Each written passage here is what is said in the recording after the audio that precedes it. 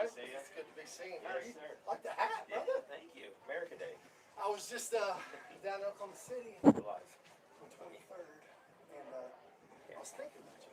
I was like, man, Chris knows where to go get tacos down here. So I couldn't find it.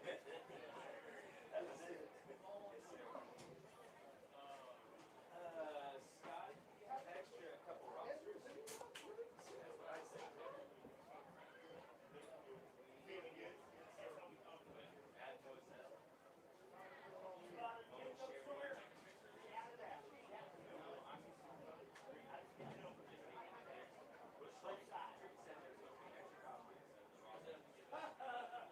There he is. There's one right there. He dropped right out.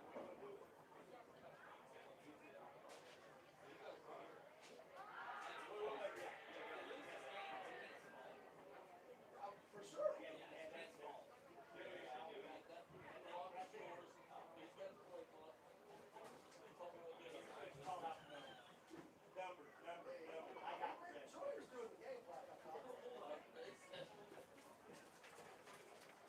Sawyer's doing the game plan. Sorry about that.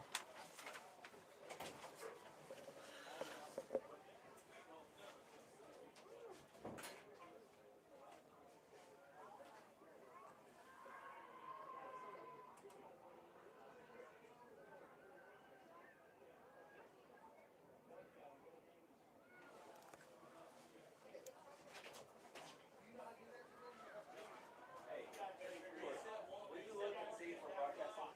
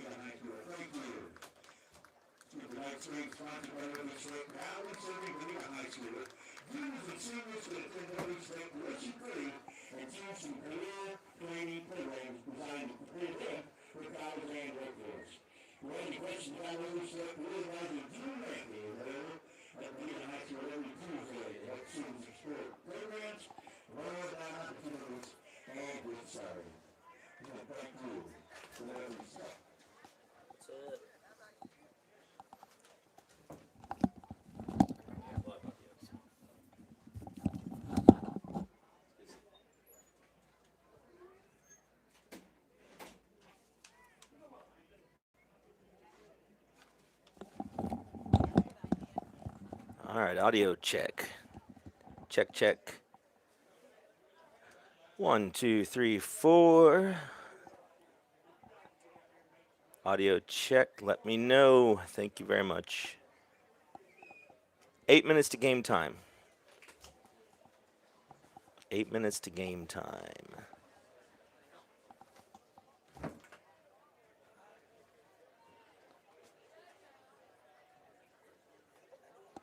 All right.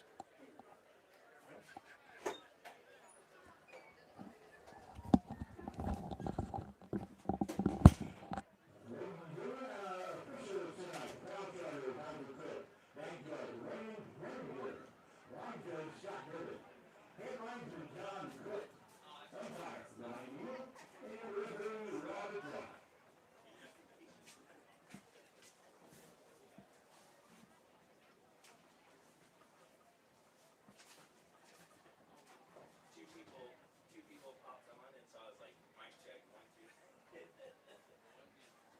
Thanks, Troyer. But did those two people say they could hear you?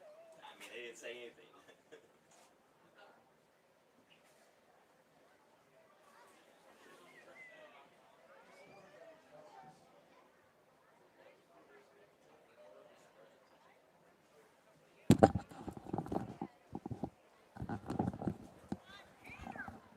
Mic check. 1, 2, 3, 4. 1, 2, 3, 4. Mic check. Captain's at the middle of the field. All right, we got the thumbs up on audio, so thanks for joining us today. 7 minutes to go till game time. We'll jump in here after the teams run out onto the field, and we'll give you the pregame setup for opening night here. Steamy Veneta America.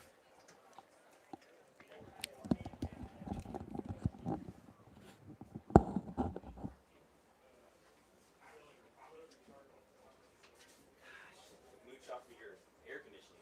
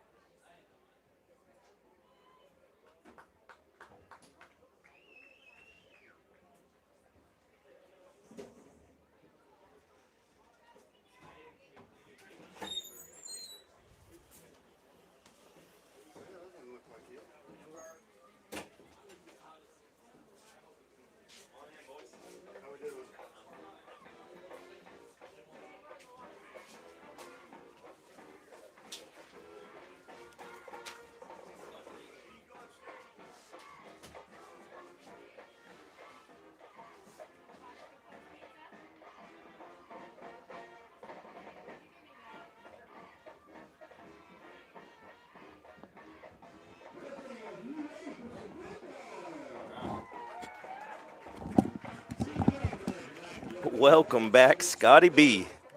Oh, it's good to have him. All right, folks, we're down to 5. Here come the Hornets. Here they are. Cheerleaders, lead them out onto the field. Great job.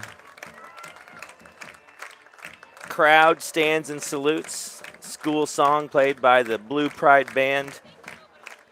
And all is good in Veneta America. Welcome back to football season, folks. For most of us, one of our favorite times of the year. And if you're here with me watching on the live stream, then I bet for you it is true as well. Welcome to the 2026 Veneta High School football season. And I am very happy to be bringing it to you again. I know the relatives around the state and country really appreciate getting to check in and follow along with your youngsters. Former Hornets all around. Check in every once in a while, see how the blue and white are doing, and I'm very, very pleased that I could bring that to you here.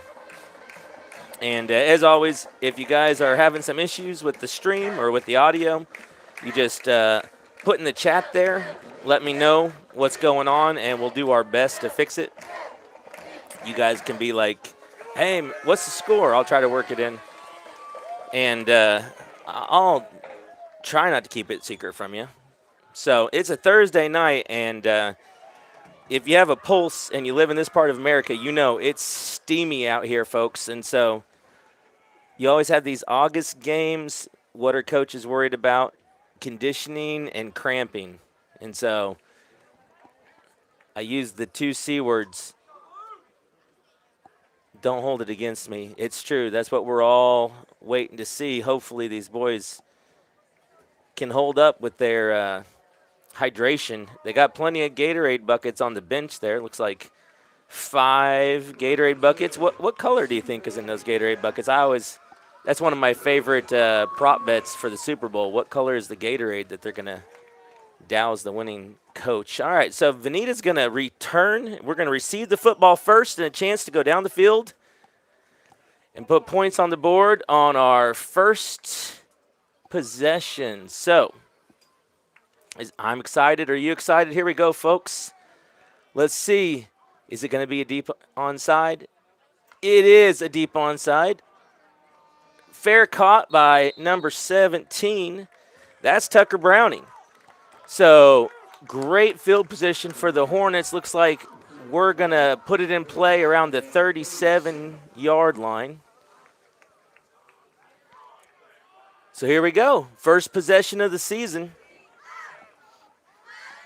New Hornet signal color today. It's junior Carson Osborne with the start. Coaches love his football IQ. Little undersized, but that's not going to stop him from being productive, and the Hornet coaching staff really excited. There's the bell cow, Jamison Williams. He is stacked up, though. So get back to the line of scrimmage.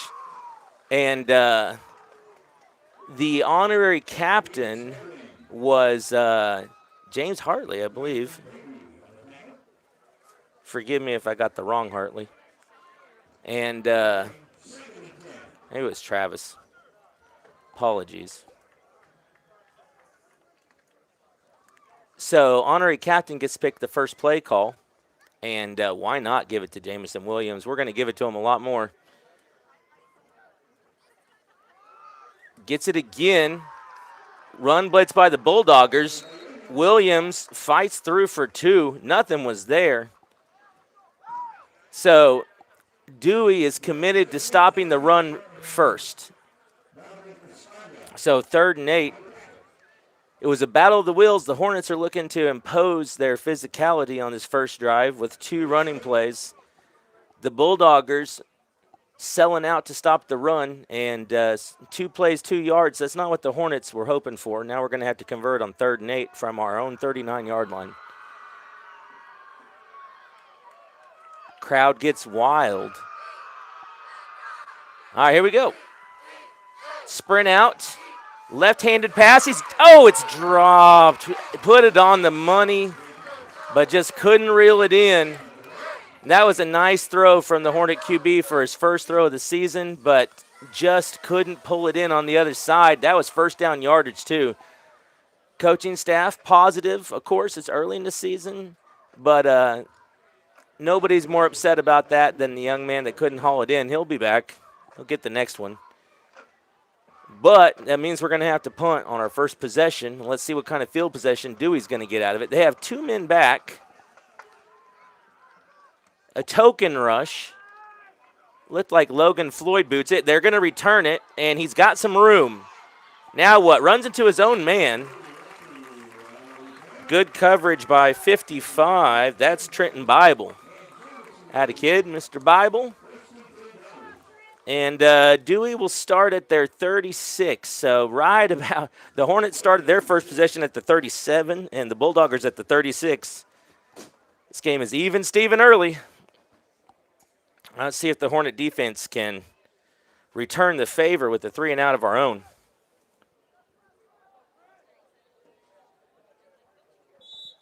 All right, here we go. It's a penalty on the first snap of the season. Offsides, though. It didn't look like he went early. Maybe he was lined up offsides. So we don't want to help him out any. All right, let's get you in a little tighter here. Let's see if we can do that without losing any of the action. Okay, so 1st and 5 now. Screen pass. Testing the perimeter of the defense. He's going to pick up a first down. So Dewey moving the ball. They're at the 48-yard line on their own side, and they're threatening to make the first foray into an opponent's side of the field. The Hornets coaching staff really likes this defensive line. 3 juniors across. That's the strength. There's a handoff. Nowhere to go. 1 yard. So good job right there by the boys up the middle. And also, it looks like it was Jamison and Dagan in there. So you got 3 juniors across the front, and these 3 anchored the defensive line as sophomores. And so that tells you something about the kind of talent and physicality that they bring. And they can be really disruptive. And if the Hornets are going to win tonight, then you better bet these 3 are going to have a good game. Tries them on the wing again, and they are able to get the edge. So the scheme is working for the Bulldoggers. They were able to get to the edge of the defense and get a first down. Just barely, but it's working out. So that early on, what's working for Dewey are these lateral passing plays, stretching the defense, getting the ball out quick, not asking the big boys to protect them for very long. There it is. Oh, it's tipped by Floyd. So that didn't go anywhere. 2nd and 10. So first quarter, 8:54 and counting. Well, not counting. Incomplete pass, stopped the clock. 8:44 on the clock. Ball on the Hornet 42-yard line for the Bulldoggers. 2nd and 10. It's their first drive of the game. The Hornets' first defensive possession. That time he breaks through and picks up 6. Nice little action there. Jamison in on the tackle again, along with a couple other Hornets there as well. So here we go. 3rd down. They're in 4-down territory in a lot of coaches' books. We'll see. It's early. If we can get a stop here, we'll see what the Bulldoggers are thinking. Field possession or maximize our opportunities. It's a jet. They stack him up at the 36. He's still on his feet. They hadn't blown it dead. No gain. So 4th down. 4th and 4, and this is a big moment in the game. You got to think, if I'm the Dewey coaches, I go for this. Although you could take the opportunity to pin the Hornets real deep. So this is like old school coaching philosophy versus modern coaching philosophy. Modern coaching says you go. Oh, they're going to call timeout. So, all right, they're going to have a moment to think about what they want to do here. Early in the season, they haven't shown much of anything, so if they got a fun play, it's awful early to drag it out, but the chess match begins. We'll see what the Hornet defense comes out. They got to expect them to go for it here. They burned a timeout. 7:45 to go in the first quarter. No score yet. Bulldoggers on their opening drive have made it to the Hornet 36-yard line. And we're going to have 4th and 4. And they've called timeout. They're going to discuss it. So let's take a moment to look through this roster for the Hornets here. Going out there on defense, you know, offense gets all the attention, but defense is where this Hornet team is hoping to hang their hat. They want to set the tone right here. So as we mentioned across that front line, Logan Floyd, Dagan Hopkins, Jamison Williams. We'll get to the linebacking core in a second. Let's see what happens here on 4th down. Big play early. It's a screen pass, the outside. He's going to have to, and he knocked down. Great job. Who was that? So we got Logan Floyd on the edge. We've got one of the little guys over there. I think that might have been Osborne, and 17 would have been Tucker Browning. So great job by the Hornets there. That time, scheme-wise, the Hornets were solid as can be, and they turned it over, and the Hornets take over at the 36-yard line, which is kind of ironic because they took over at the 37 after the opening kickoff. So the Dewey Bulldoggers took over at their 36. Now the Hornets do as well. Here we go. Second possession, second throw. That time, the Bulldogger receiver, the Bulldogger defender, may have been a miscommunication there. It kind of looked like the receivers were blocking. Osborne was throwing a slant, and he threw it into the turf, which was smart because there was nothing there. The only person with a chance to catch that was the Bulldoggers DB, and he would have waltzed into the end zone for a touchdown. So Osborne throws it into the turf. Live to fight another day. Here we go. Fake handoff. Outside. Here we go. DJ. He's got room.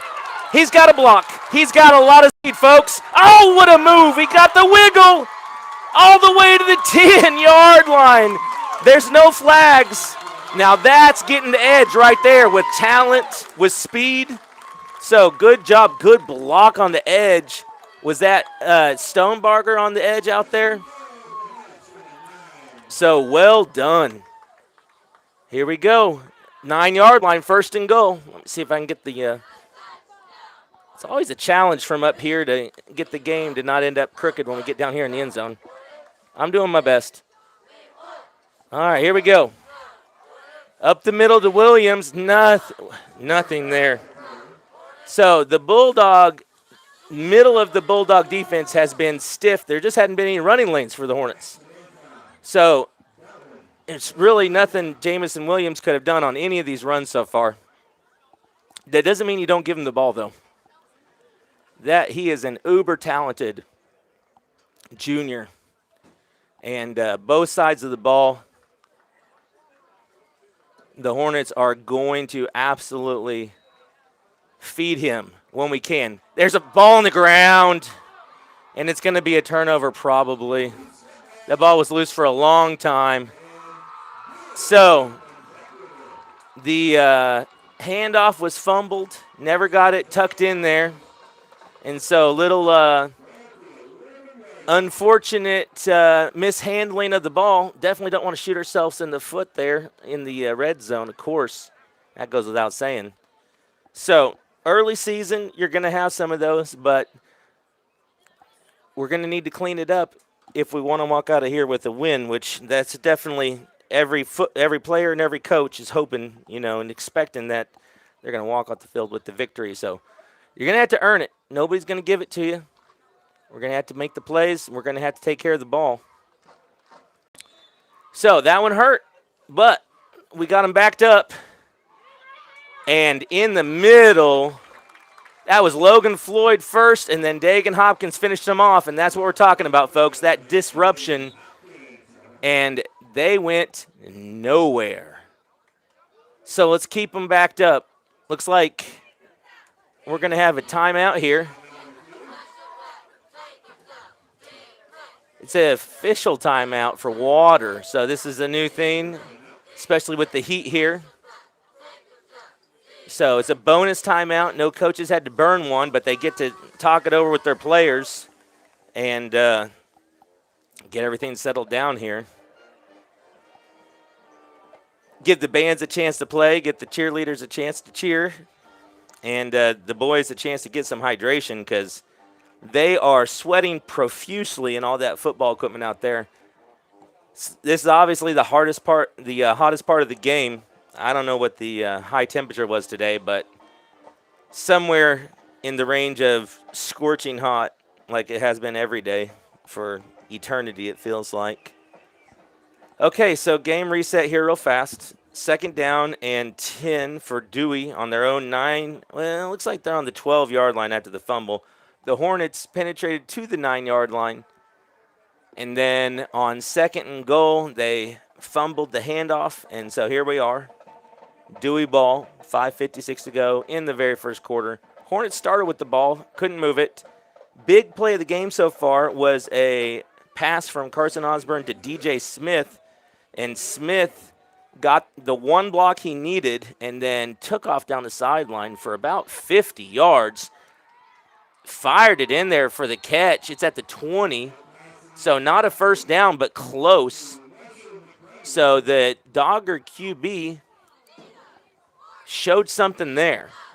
And the receiver went down to get it. 3rd and 2. You got to think if the Hornets can hold here, they'll punt, even if it's close. So here we go. Obviously, for field possession, it's big here. Now, they pick up a couple yards. It's not the end of the world. Oh, they got him at the 19, and they're going to force a punt. So there you go. They tried Logan Floyd's side. That wasn't a great idea. I mean, the other side is Jameson. So, you know, you got to pick your poison. And there was nothing there. The Hornet D-line as advertised on that play. So here we go. Clock is ticking down below 5 minutes, and the Hornets are going to get the ball for their 3rd possession. Let's see what kind of punter they got. Hornets don't have anybody back deep. Now they do. So now that they see they're not going to go for it, it would be gutsy to go for it from their own 20 after getting stuffed like that. Gutsy or crazy. So here's the punt. It's a low-line drive. It's just going to bounce out of bounds. The Hornets will get the ball in plus territory. So we'll take it. So great job by the Hornet defense. You don't want to turn the ball over like we did, but if you're going to, it's best to do it when the other team has a long ways to go and you can make it stand up. So the Hornets will take over at the 48-yard line. 1st and 10 here. Just a tick under 4.5 minutes to go in the first quarter. Thanks for joining us. I see we're starting to accumulate some viewers. Love that you guys are here. Love that I can bring this to you. And we're going to be here for the duration. Ball on the ground. Carson slithers through. So if you're going to dribble it off the ground, do it like that. Gains 2.5 yards. Made chicken salad out of chicken something else, as the Thunder basketball broadcaster likes to say. So it's going to be 2nd and 8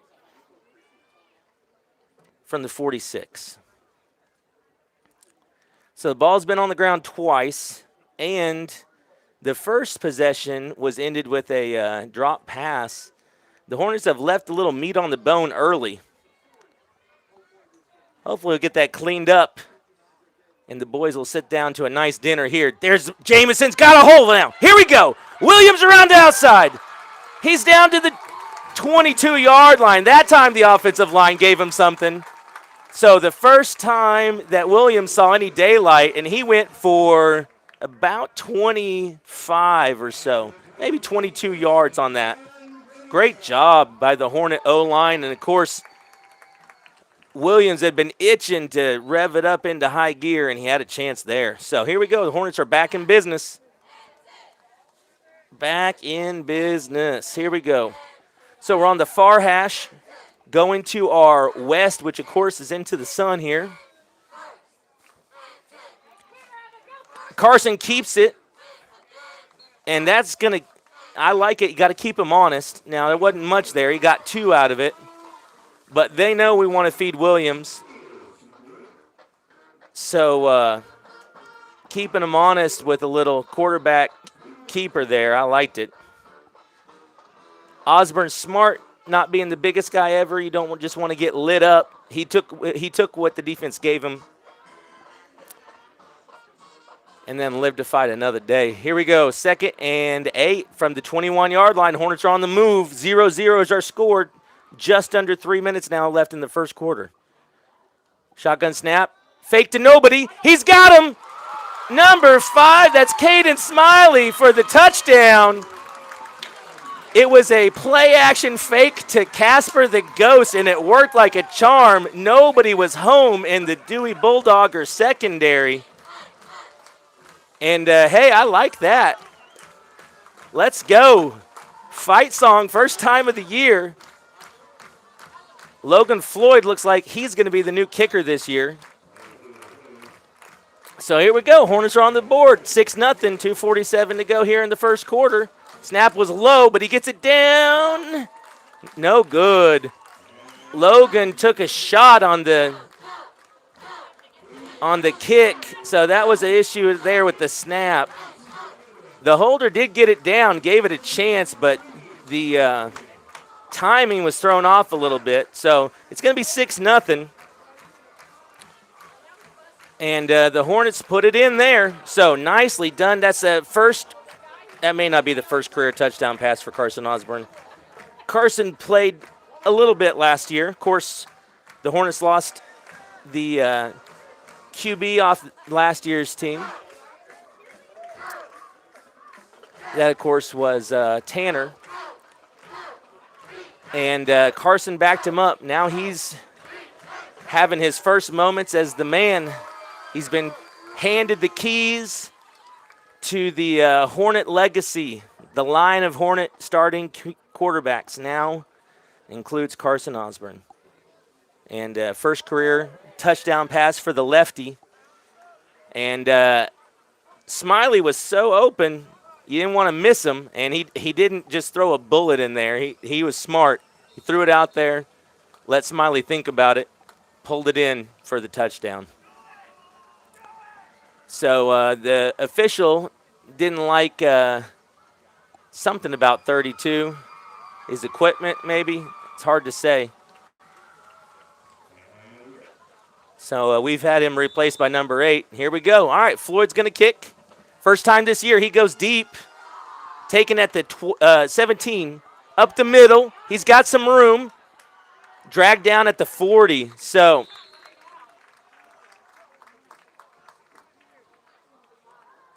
not 100% sure who was in on that. It could have been one of the starters. Could have been Bible. All right, so let's go through the rest of this Hornet defense here. Now that we're up 6-0, Bulldoggers are going to start at the 40. So at linebacker, we have 22's been out there a lot. That, of course, is the legendary Chris Pesich. We got 25 out there now, Ty Purcell. He's a sophomore. Ty played a ton as a freshman, and the Hornet coaching staff were real high on Purcell. So here he is, going to anchor this defense. He's in pursuit. Williams gets him. The boogeyman chases him down. Boy, he's going to have nightmares. Great job, Jamison Williams. The Bulldogger QB is an athlete. We're talking about a guy who has wheels. He's not a statue back there. And Jamison Williams, the Hornet defensive end, just ran him down for a 1-yard gain. And I guarantee you that quarterback's eyes were big. He was thinking he was going for a ways because he had some blocking out in front of him. And he made a good read, but that's just an athlete making a play. All right, he's got a lot of time. Oh! That's Colby Vargas making the play. And the Hornet senior had a better chance at it than anybody else. Great job. So it's going to be 3rd and a lot. So that time the Hornets didn't send anybody. They just kind of set back and didn't leave any openings. And Vargas made the right read and made the play. Number 2, Trevor Moss. He's a senior in the middle. He's calling the plays. He's one of the smartest football players that we have, and he is going to be making all the calls for the defense out there, diagnosing things. Okay, here we go. He flushes him, throws it deep, out of bounds, and that's going to be 4th and 9. And you got to think, oh, we got a player down. Got a player down, and I hope it is. He's in a lot of pain. We'll go ahead and let the coaches take care of him. But we really hope it's a cramp here. That's what you want it to be.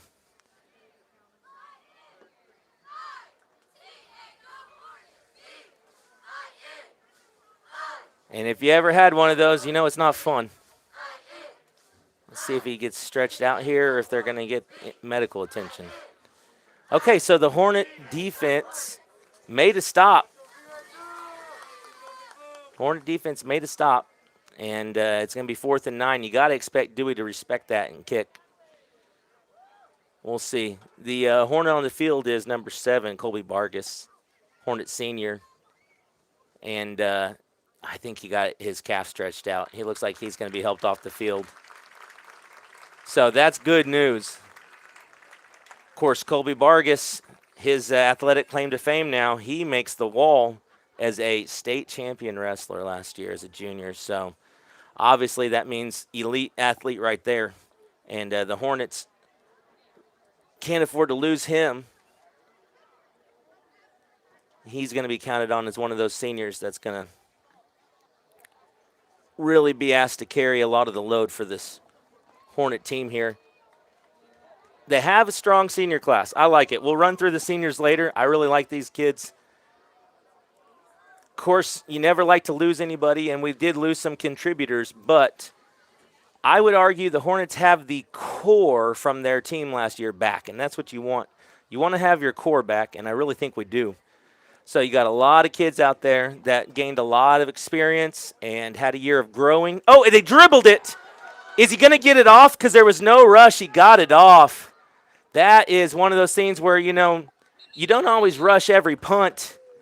And that time, the snap was dribbled through the legs, and if the Hornets would have had any sort of pressure, we would have had about 40 yards of field position. But we're going to start at the 39-yard line. And, hey, if you go punch it in the end zone, then it doesn't matter. All that means is more stats, right? So we'll be all right, but we'll see if the Bulldoggers can clean up that snap right there. If they can't, then that's going to be something that we'll hope to take advantage of. High school football, early season snapping is an underrated part of the game that is still getting some fine-tuning, I think, for everybody. All right, so here come the Hornets. First lead of the season, up 6-0, 1:38 to go here in the first quarter. Osborne's in the shotgun like he has been. He pulls it. He's going to throw it outside just too high. He was looking for DJ Smith, so that time there's 3 options there. So fake it to Jamison Williams. That's a great – look, handing it to Jamison Williams is a great play. Faking it to Jamison Williams, a really good play. So faked it to Jamison, took off like he was going to run, stopped on a dime, and was looking to throw out to DJ Smith on the edge, who looked like he could have had some room possibly, but it was a missile that took out the first down marker, the chain.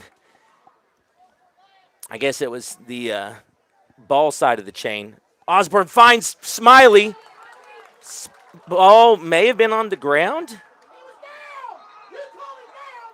The referees haven't decided what they're doing here. Dewey thinks they have the ball. The referees are going to talk about it. They have not made a decision. Dewey's trying to switch their offense.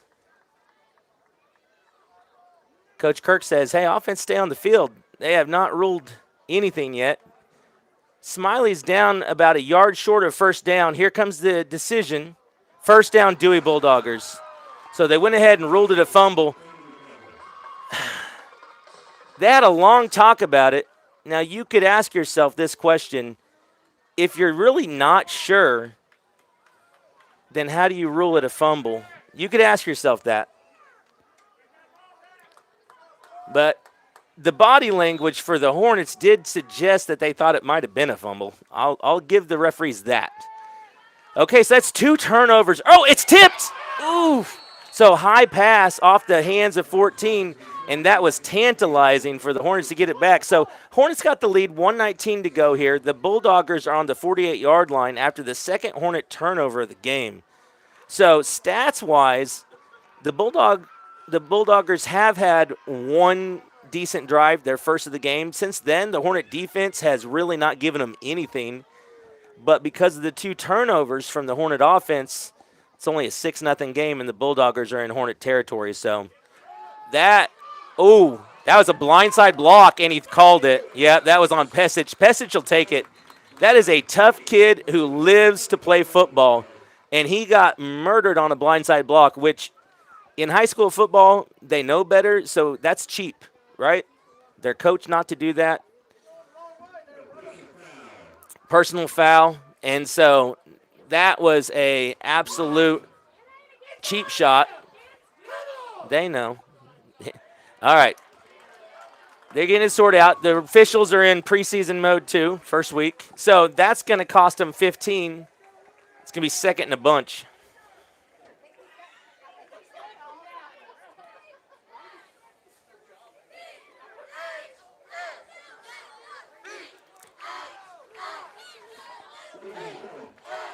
All right, so we're winding down here in the first quarter. 1 minute and 11 seconds. One's all on the scoreboard. 6 for the Hornets, 0 for the Bulldoggers. And it's second and a bunch.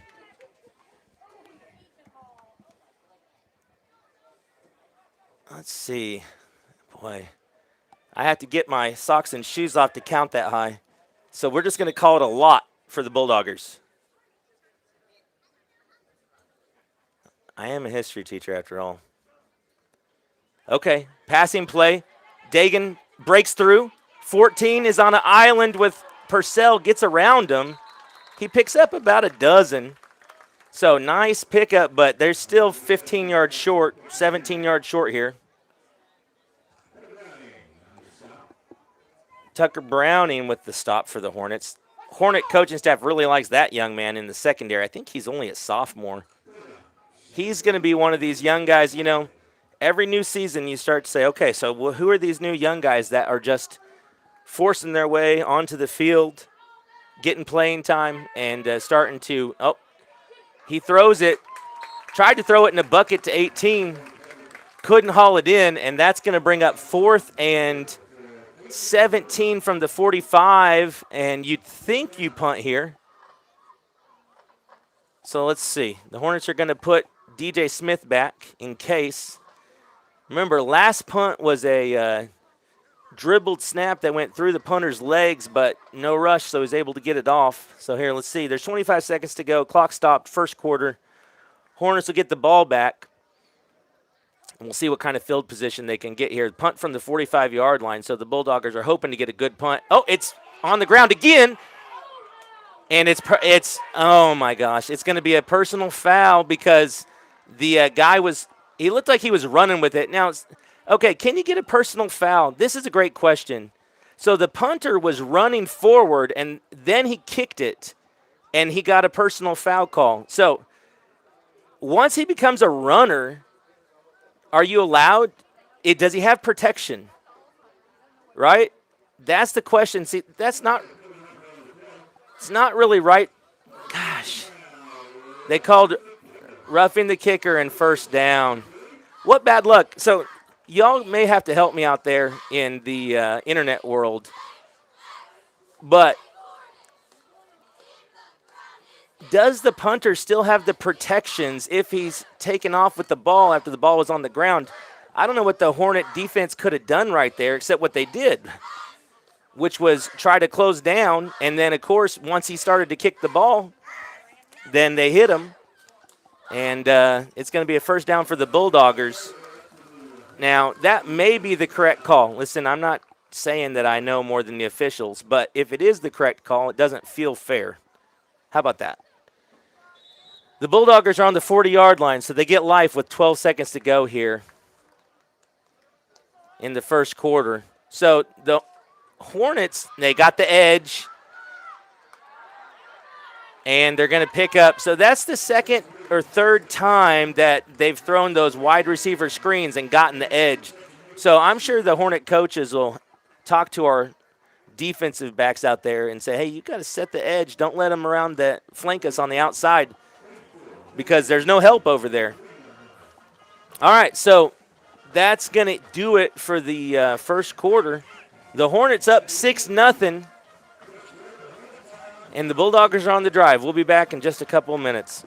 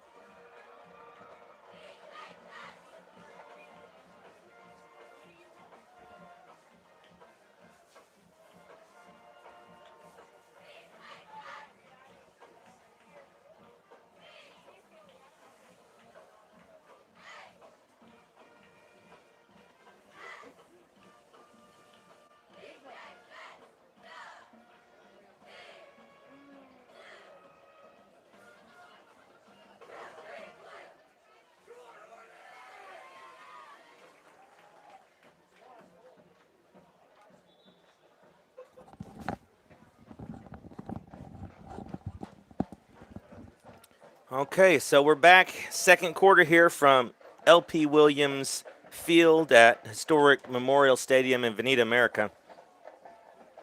Our score is Veneta 6, Bulldoggers 0. As we start the second quarter, Bulldoggers are on the drive. It was a frustrating first quarter for the Hornets. Second time that the referees have not liked the equipment from one of the Bulldoggers. So I'm sure their coaches are not going to be pleased about that.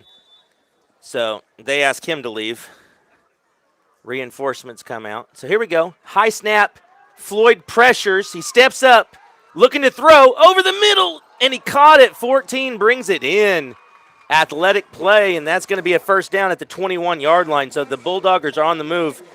Their deepest penetration into Hornet territory yet. So, as I was saying, a really frustrating first quarter for the Hornets, even though they're up 6-0 on the scoreboard. Hornets had 2 turnovers, one at the 9-yard line, about to go in for their first score of the season. They would score later on a pass from Carson Osborne to Caden Smiley. Jameson Williams breaks through. He's chasing him down, and it's thrown away. Good sportsmanship there after Jameson takes down the quarterback. It'll be 2nd and 10.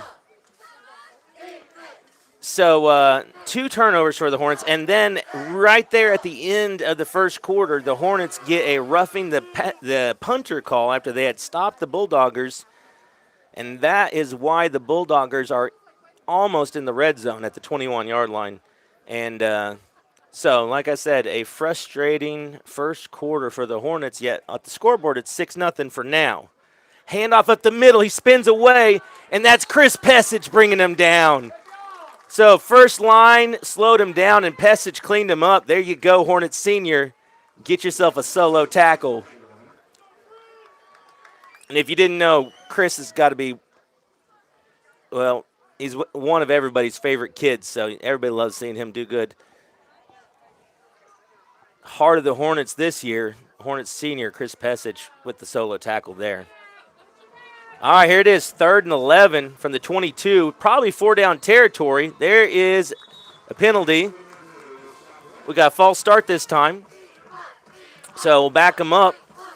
And, of course, we haven't seen the Bulldogger kicker besides a deep onside kickoff to start the game.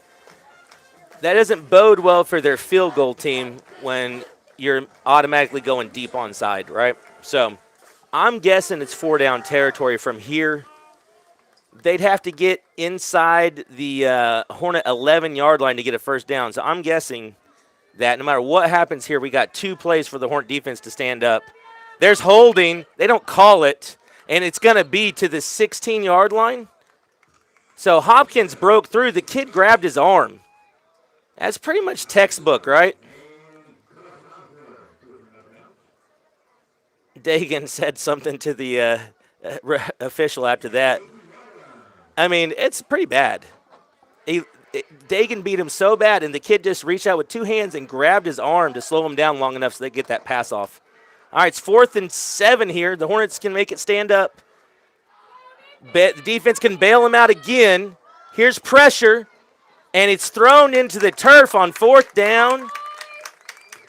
It's going to be Hornet ball. So the defense stands strong again. And remember, this year, that is really what the Hornet coaches are trying to hang their hat on. This defensive unit has a chance to be real, real strong.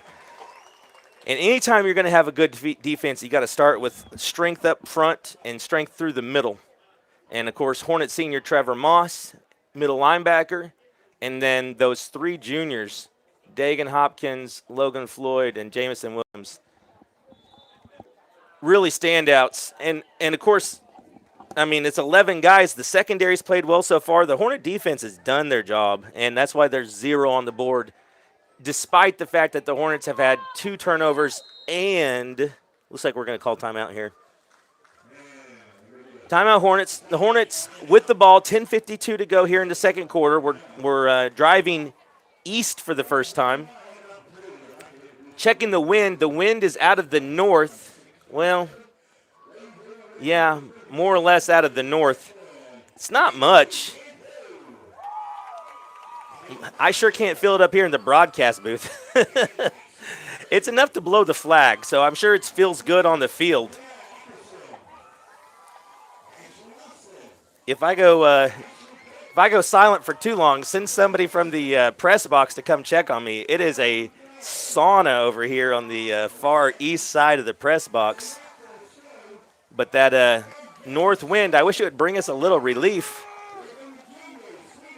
Okay, they are introducing the cheerleaders, and we have a legion of cheerleaders on the track, and they're doing an amazing job. So let's see if we can catch a little bit of that. Look at all these young ladies and young men out there doing their thing. So much dedication goes into being a cheerleader. So tons of respect for them. Oh, pressure that time, and Osborne gets rid of it, and so it's going to be 2nd and 10. So an unblocked rusher, and that blew up the play there. You got just the hint of a sunset here in the picture. That has to be one of everybody's favorite things about coming to a early season football game in Veneta, America. That beautiful sunset. Okay, fake. Outside to DJ Smith. Got a block. Oh, he breaks away. Where's he? Here we go. He's loose. Hold on to it. 30-yard line. That's a first down. And that was, he got a block at the point of attack, and then DJ Smith breaks 3 tackles. The Hornet Jr. fired up. And DJ Smith is one of those, you know, the pads hide it, but he is put together really well. He knows where the weight room is, and that time, that's why he had the strength to pull out of those arm tackles. So 10:35 to go here, and the Hornets are up 6-0 and moving thanks to that. And that's why you throw those passes out there on the edge. You get DJ Smith in a one-on-one situation, and you like your chances. That time he got the Hornets a first down. Okay, sprint out for Osborne. Looking to throw it. Nobody there. Good coverage. So that time they had Stonebarger and Smiley in the route. And if anything, Stonebarger was the place to go, but they were both covered. Osborne just throws it into the Dewey Bulldogger bench area. And it's 2nd and 10. Now, that's one of the things the Hornet coaching staff loves about this young man. He's a junior. He's played a lot of football, coach's kid, and his football IQ is really good. And so that's exactly what they would expect out of him, and that's one of the reasons why he's the starting QB.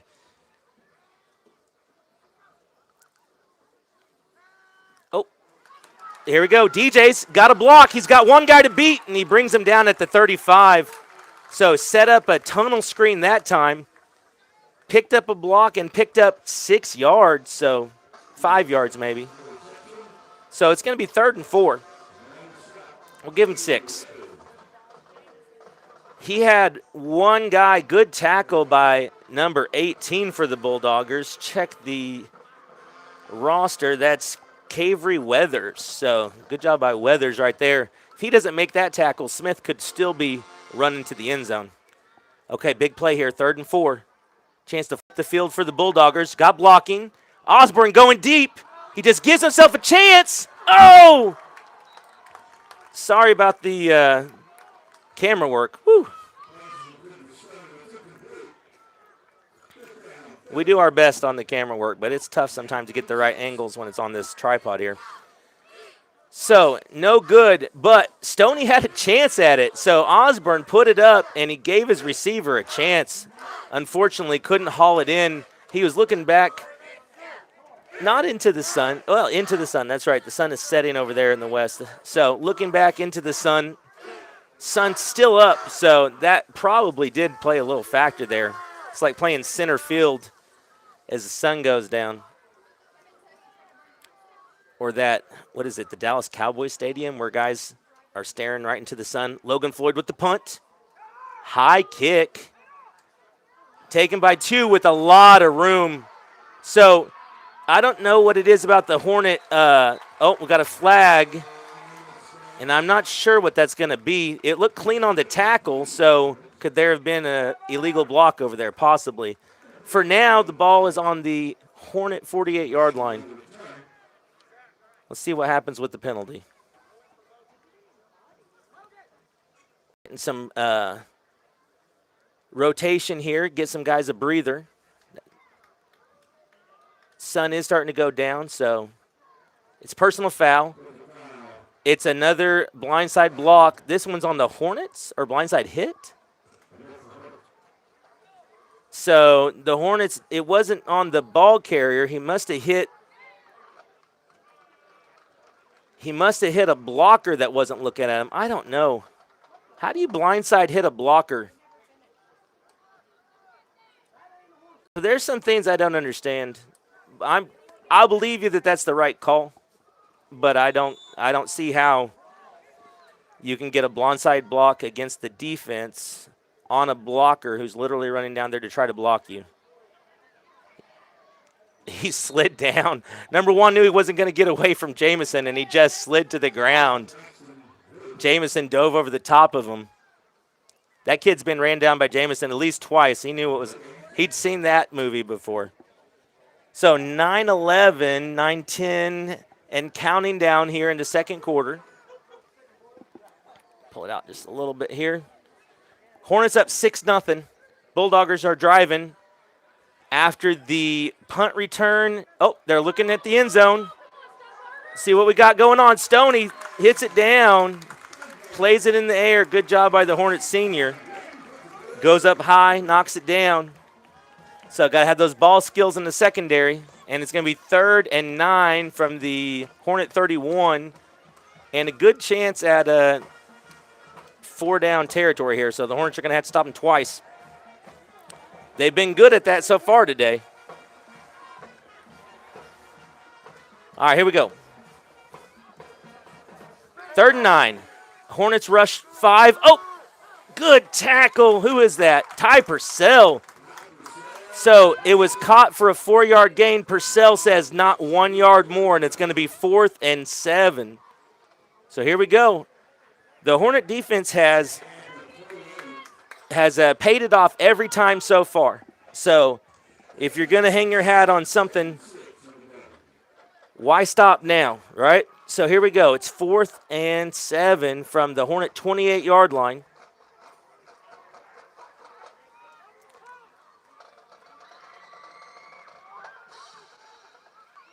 Rush up the middle. Oh, they got a guy, and it's close, and he's going to have the first down at the Hornet 16-yard line. First down, Bulldoggers. So well executed there. Through a quick slant, there was pressure up the middle, so the Bulldoggers had the right call for the Hornet defense. And since the middle of the field was empty, he had some room to run. He picks up the first down. So the Bulldoggers with the chance to tie it or take the lead. They're down to the 15-yard line. Shotgun snap, passes up. Got a guy in the flat open to the 10-yard line. Nothing else. So Hornet defense stiffens, but they get 5 out of it, maybe 6. So Bulldoggers on the move. 7:35 and counting here in the second quarter. So far, the Hornets are pitching a shutout on the season. But, of course, that's not going to last forever. But the coaching staff would love for it to last one more possession, at least. So here we go, 2nd and 4. Handoff up the middle. Got a little hole. He's to the 5. He's to the 4. So that time the Bulldoggers blocking scheme able to make a little room. And the Hornet defensive line had been rotated out. They're back in now. So Hopkins, Williams, and Floyd are back in as it's 1st and goal at the 4.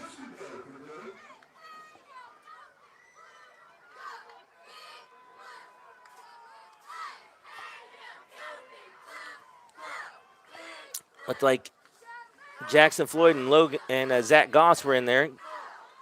All right, let's see what happens. It's going to be Trapper Christie chasing him down. So Trapper providing a little pressure there, and it's going to be 2nd and goal at the 4.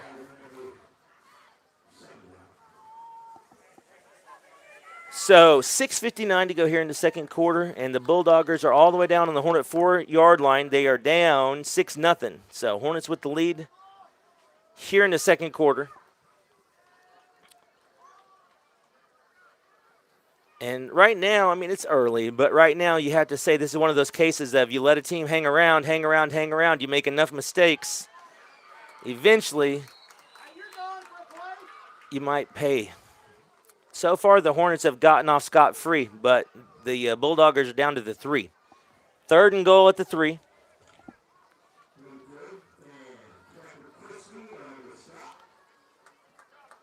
Hornet defense with a little bigger look in there. Got Trapper Christie in the middle to go along, although now they've switched him out. All right, here we go. 3rd and goal at the 3. See if the Bulldoggers, they got a guy in motion. Miscommunication, but he fumbled it. Get on it, Hornets. Recovered in the end zone. Who was that? Was that Logan Floyd with the hit? Logan Floyd with the big hit, recovered in the end zone by either Goss or maybe Osborne. Not sure who came up with that. Or maybe somebody totally different than I said. Sorry. Tomorrow I'll hear about it in the hallway if I call that wrong, but couldn't quite pick out which Hornet recovered it in the back of the end zone. But the Hornets are they're trying to use all 9 of their lives, I guess. I don't know how many lives a Hornet gets, but 6-0. The Hornets still with the lead. They forced their first turnover of the season. So, all right. 6:14 to go. Hornets still pitching a shutout after that big hit by Floyd in the recovery in the end zone. We got a timeout on the field. 6:14 2nd quarter, 6-0 Hornets. Back in a minute.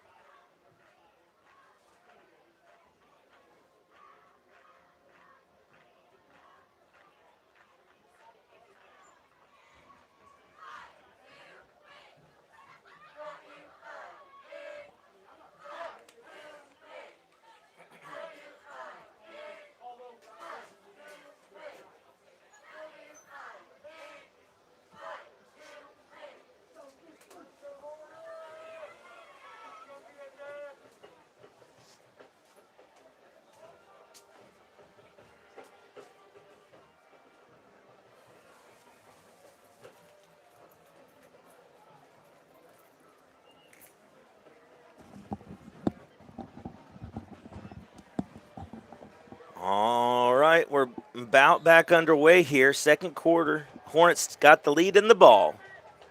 So that time, the Hornets make a big play, and it's the Bulldoggers that squander an opportunity to score. Handoff to Purcell. Whistles blow.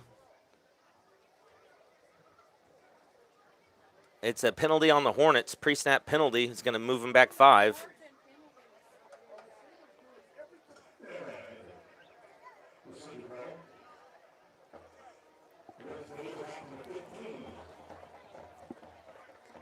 So thanks for joining us on a Thursday night.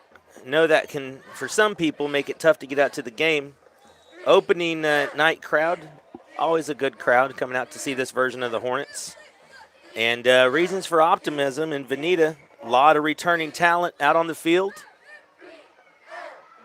Carson Osborne looking over the middle. Overthrows his receiver, number 2, Trevor Moss. He may have thought, I better just throw this one away. Moss was thinking, I'm open, give me a shot. Either way, it was a good 10 yards over his head, no chance at that one. So it's going to be 2nd and 15.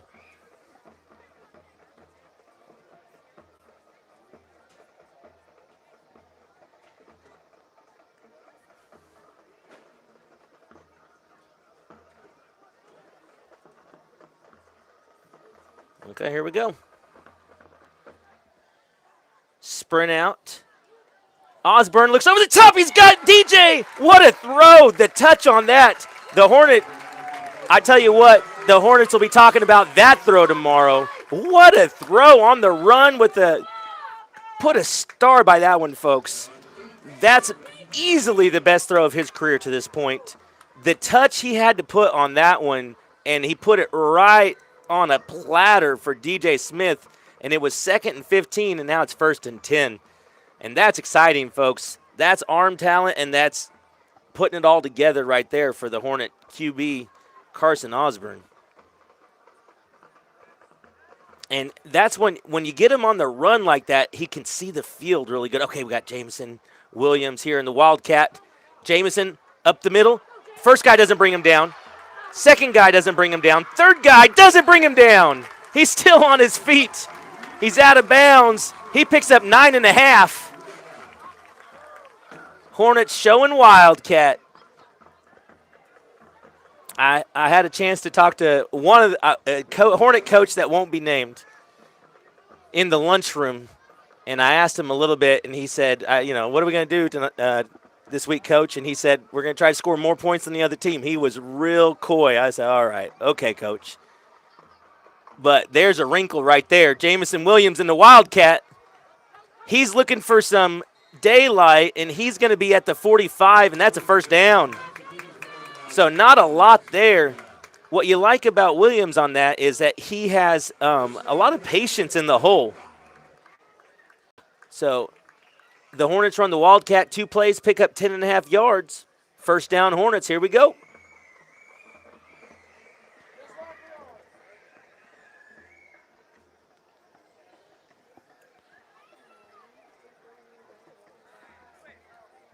So we're in the second quarter, 4:27 and counting. Hornets 6, Bulldoggers 0. Hornets on the move. This drive started at their 20-yard line after they forced a fumble in the end zone where the Bulldoggers are blitzing everybody. Osborne will feel that tomorrow. He gets rid of it, puts it in a spot where there's no harm that can be done. Coaches might put a star by that play as well because Osborne, that was nearly a disaster. The Bulldoggers sold out on an all-out blitz, sent everybody. And Osborne was planted firmly in the turf, but he's able to get rid of it for no harm.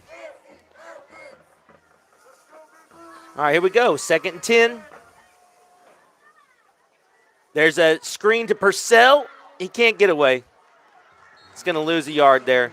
So that time the screen pass was just a little bit on the wrong side of Purcell. He had to turn back into the defense. By the time he got the ball, he had a guy hanging on his leg. So it's going to be 3rd and 12 at the 43-yard line, 3:48 to go here in the second quarter. So some early season mistakes, that's, always going to happen. That's just life in high school football. Hornets got a diamond of receivers out here to the left. Empty set. It's a screen. There's a penalty, I think, that he did not like the formation. And They pick up 7. This will be interesting to see if the Bulldoggers take the penalty. He actually picked up 10 on 3rd and 12. So are they going to give us 4th and 2 at the 47, or are they going to give us 3rd and 17? Coach Kirk is trying to talk him into that's not an illegal formation, but it's already been called. I don't think he's going to – if Coach Kirk can talk him into pulling that flag,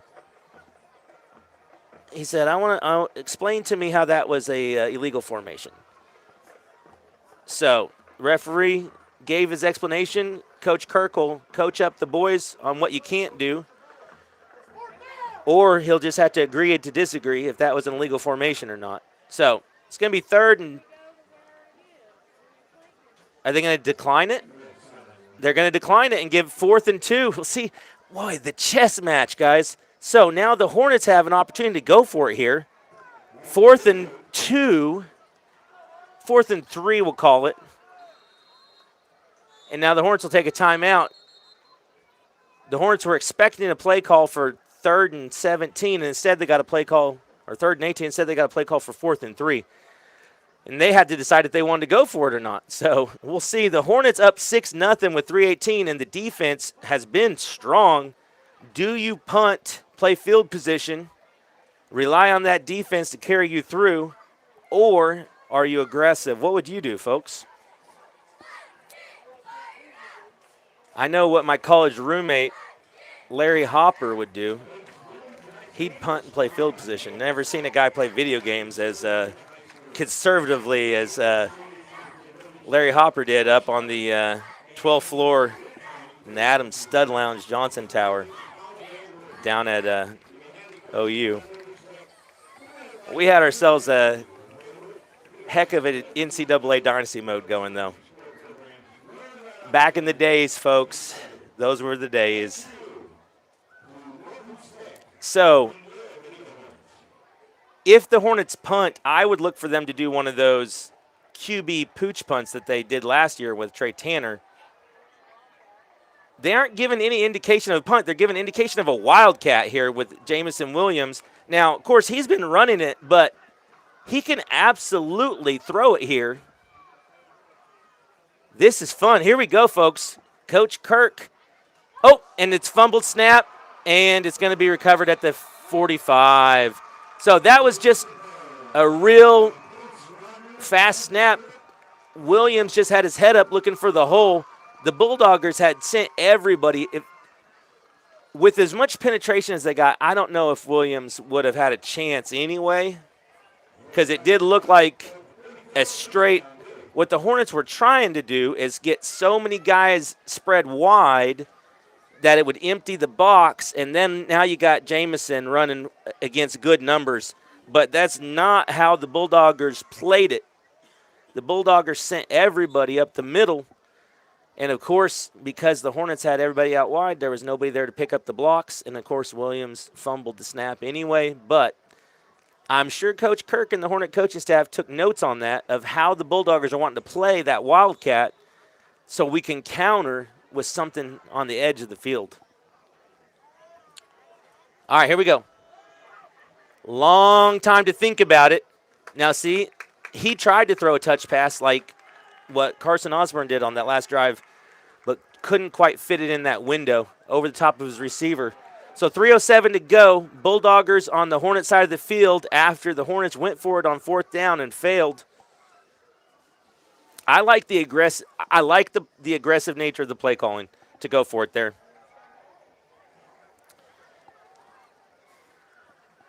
Didn't work out, but that doesn't mean I didn't like the idea. I'll go. We got a penalty. Offsides on the Hornets. Second time the Hornets have got a pre-snap offsides penalty. And so that's going to hurt. The Hornets had him backed up there after nothing on 1st and 10, but now give him 5 yards, and it's 2nd and 5. Bulldoggers are back in front of the chains. So far, the Hornets have gotten away with a couple of mistakes here and still clean on the scoreboard.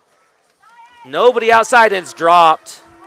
So 14 did us a favor. 3 had Purcell hooked up on a block. Purcell was fighting through it. It would have been close to a first down, I imagine, if he would have hauled it in, but he dropped the pass. And now the Hornets have a chance to hold here. 39-yard line. You think the Bulldoggers will probably go for it. I feel like the Bulldoggers have had a lot of four-down territory snaps to have 0 points on the board. Part of that's probably frustrating to the Bulldogger coaching staff. The other part of that is that the Hornet, here's a good rush from the outside. Throws it back. Stoney had it covered. So the Hornets dialed up a blitz there. It was Pesic chasing him down. Pesic loved that play call. So that time, Hornet coaching staff dialed up a blitz off the backside, and the Bulldogger QB just had to throw it away. 4th and 5, the chess match continues. Not sure who's calling the defensive plays. I'll have to find out for y'all. It's probably Coach Tanner. That is a nice pitch and catch on 4th down. DJ Smith slings him out of bounds, but it's a first down for the Bulldoggers. And he got a penalty for taunting. He really did it. He did it right in our face, and it's gonna cost him. That's a boneheaded play by number 8. He made such a nice play, and then you're going to get up and you're going to just get right in the Hornet defensive back's face and do a first down tomahawk chop and hold it for a long time at him. So it's a long talk. But here's the deal. One, it was right in front of the official who threw that, so don't let him talk. I got to say, don't let them talk you out of it, number one. Number two, they're going to wave it off. No, they're going to march it off. All right, here we go. Anyway, the other thing is the Hornet DB also reacted with a little bit of emotion. So, that's the definition of a taunt, right? You do something unsportsmanlike to try to elicit an emotional response out of your opponent. That's clearly what happened. And the first down yardage is wiped out. It'll be a first down because it was a dead ball foul. But 2:50 to go. It cost them all that yardage, and they're back where they started at the 47-yard line. Here we go. All right, we got a rush. Good. And he's loose, and he may score, folks. And he does. So that time, the Hornet defense just hesitated right at the moment it mattered the most in the middle of the field. 2 or 3 guys collided with a chance to get him, and nobody really laid a finger on him.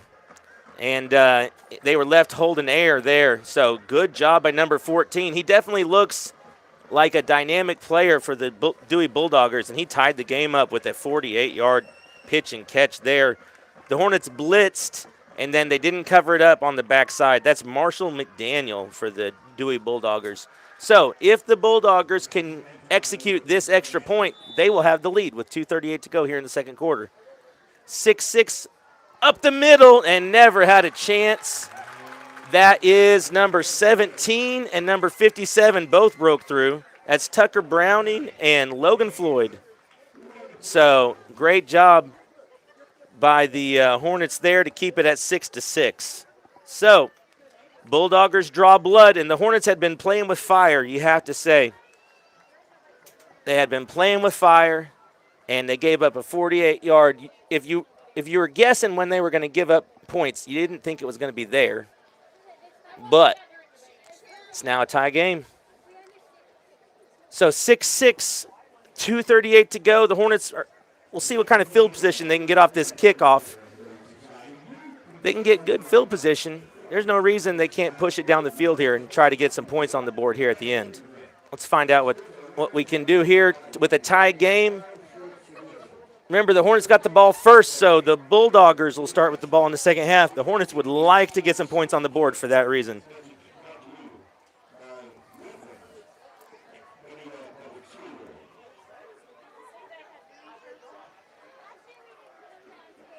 So first kickoff for the Bulldoggers was a deep onside. It was a good deep onside. You know, there's deep onsides and there's good deep onsides. It was a good deep onside. It was a difficult play. I think Ty Purcell had to bring it in playing center field. Maybe it was Tucker Browning. So we'll see. He called fair catch last time. We'll see if he does that again here. It's another deep onside, another fair catch, brought in by Tucker Browning. That time, easier play. But he nailed the same spot. It's at the 38, 37.5 yard line. So looks like we'll be at the 38. So a carbon copy of the opening kickoff there for the Dewey Bulldoggers, and the Hornets will start at the 38-yard line with 2:38 to go here in the second quarter. Whew. The Lord has been merciful to me. I was able to get the press box door open to get a little breeze going in here. So I know you guys were worried I might pass out. I will not.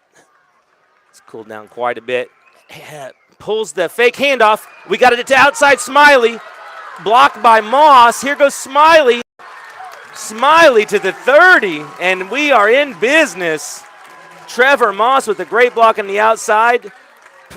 I'm telling you, either giving it to Jamison or faking it to Jamison. Those are both good plays, and that was a fake to Jamison, and then got the ball on the edge with no help. And that time it was the Hornets who were able to outflank the Dewey Bulldoggers, and they go from their own 38 to the Bulldogger 30, which this history teacher says is a lot of yards. I think it's 32. He pulled it again. The Bulldoggers, once again, sending everybody. So a high percentage of plays, the Bulldoggers are blitzing right now, trying to make it really difficult for the Hornets to block. So what are we going to do? Chess match, right? What are we going to do if they're going to force your hand, sending so many players so much? Let's find out. That may be a halftime adjustment for the Hornets. 1:57 and counting down. Ball is now on the 34-yard line.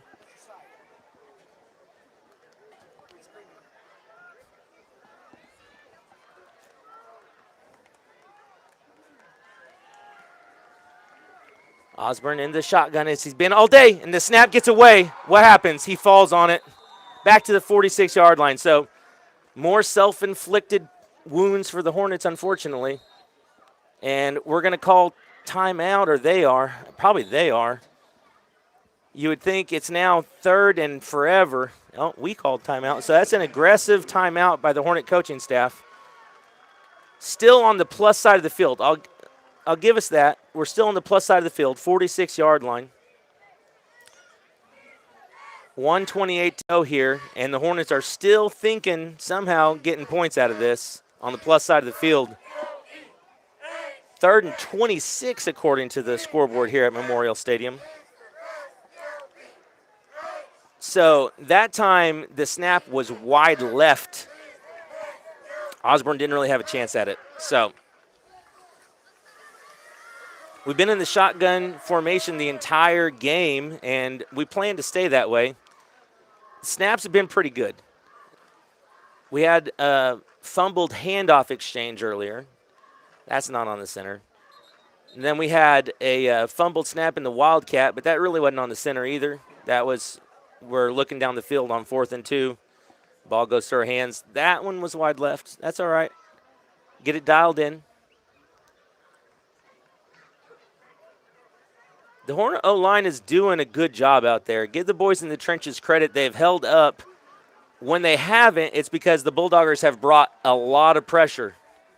And so really we're just going to need a play call to beat that pressure. That's the only way. If they're going to blitz that many guys, nowhere to go with it. Osborne dumps it off, and the Hornets will punt with 1:23. The Hornets probably would like to have that timeout back. So you got to think we're going to punt here and see if we can pin them back with 1:23 to go. According to the scoreboard, which last year you couldn't trust. This year, I don't know. Maybe we got it figured out. But according to the scoreboard, the Bulldoggers have 2 timeouts left and the Hornets have 1. You'd have to be real sharp to know how many timeouts anybody has left because there's been a bunch of timeouts, but some of them have been water breaks. This has got to be this is going to be a Carson Osborne punt. There's no way. He's going to throw it. Am I wrong on the down? 4th down. Heaves it up. Gave ourselves a chance. That is quite a play call. It said it was 4th down. The Hornets went for a long pass, and we're going to turn it over here at the 46-yard line. So real aggressive there. Hopefully that won't bite us in the rear. And the Bulldoggers will take over, tied 6-6, 1:14 to go here.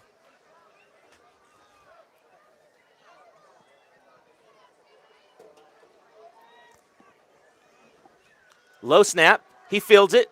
He's got number 14 on the edge. We got a penalty. That good tackle there. Have to wait and see what that penalty is. Dagan Hopkins may have been dragged down in the middle of that defense. So let's see. I think it's coming back. Yep, it's going to be a hold. They've held Hopkins a few times. Finally got called for it. So 1:02 to go. They're going to go backwards. So a lot of confidence in the defense, which is warranted. We did give up a long touchdown the last drive. Besides that, the defense has been stiff. So 6-6, still a defensive struggle here. 1 minute, just under 1 minute now to go. Clock is ticking here. Shotgun snap. Outside, he got him on the edge. Number 4, Jamison Williams was covering. Number 4 saw him coming. How about that play by Jamison Williams? He is a defensive end edge rusher, and on that screen, on that slant pattern, the closest guy to the receiver, that's at least 10 yards down the field, was Jamison Williams tracking back. That just goes to show you what kind of athlete that kid is.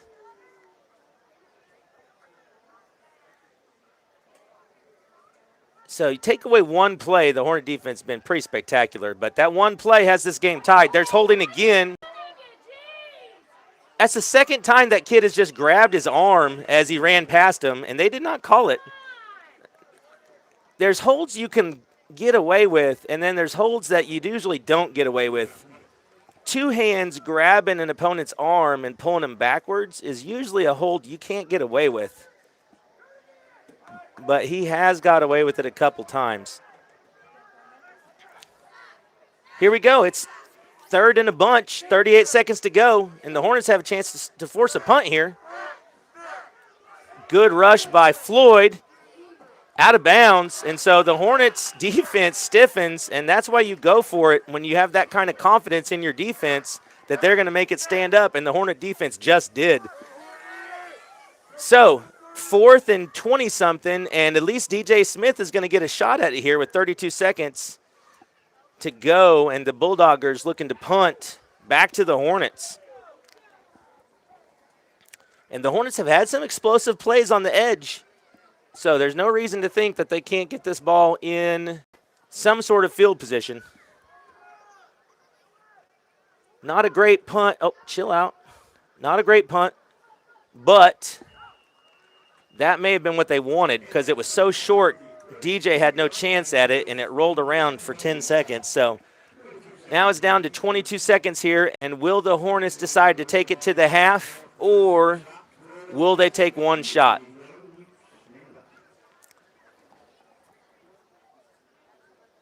Play calling has been aggressive. We'll see if it stays aggressive. That may be a message we're trying to send to this team this year, is that we believe in you. We're going to call plays like we believe in you. And I'd say they got that message. The Bulldoggers, they got 2 players that are going into the Hornet huddle right there trying to hear everything. The Hornet coaches, it's poor form to go and try to listen in. I mean, maybe nothing illegal about it, but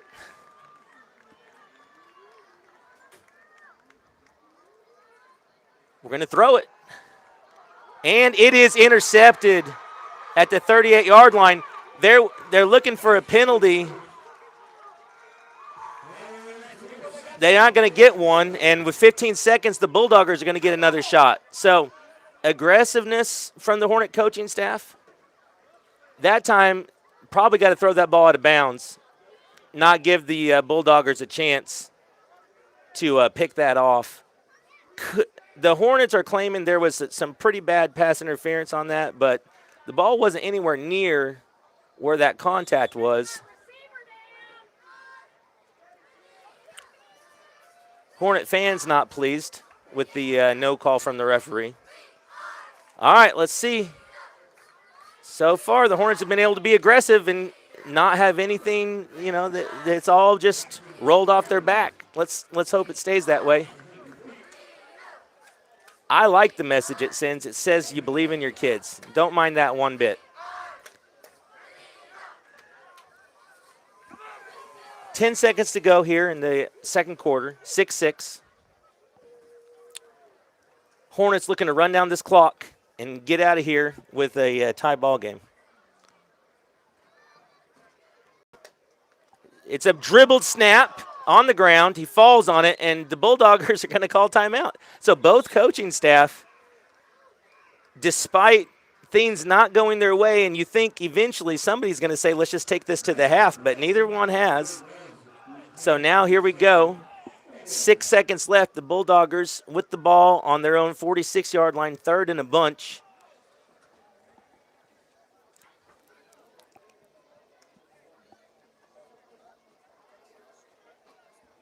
The sun is down, much to the delight of the football players and the fans in attendance. It's a hot game for everybody, but especially hot with all that equipment on down there.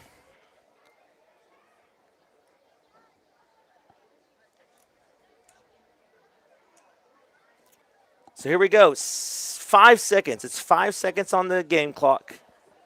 Second quarter, 3rd and 20, ball on the 47-yard line. And the Bulldoggers, you got to think maximum 2 plays left. Maybe just one. So can the Hornets defend for 1 or maybe 2 more plays? Let's find out. The Bulldoggers called timeout, so you expect them to stay aggressive on their play calls. The referee says there should be, he's trying to have the clock reset to 8 maybe?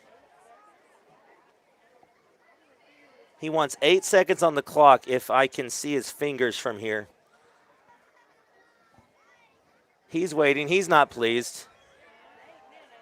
8 minutes on the clock. 8 seconds on the clock. Is that going to count down? We all are on pins and needles. There's no zeros like there usually is. It's just an 8. So here we go. Clock will start on the snap. 8 seconds to go. They got 2 plays. It's going to be a screen. Tosses it up in the middle. It's picked off. Trevor Moss comes up with it, and the clock runs out. Probably could put a second back on the clock, but we're going to go to halftime. All right, folks. I tell you what, it's for a 6-6 game, there's been a lot of offense and a lot of moving the ball up and down the field, but the scoreboard shows a deadlock here at LP Williams Field. Beautiful, historic Memorial Stadium in Veneta, America. Thanks for joining us. I'm going to leave the stream on so you can enjoy the stylings of the Veneta High School Blue Pride Band and the Palm Squad. So enjoy that, and we'll see you for the second half.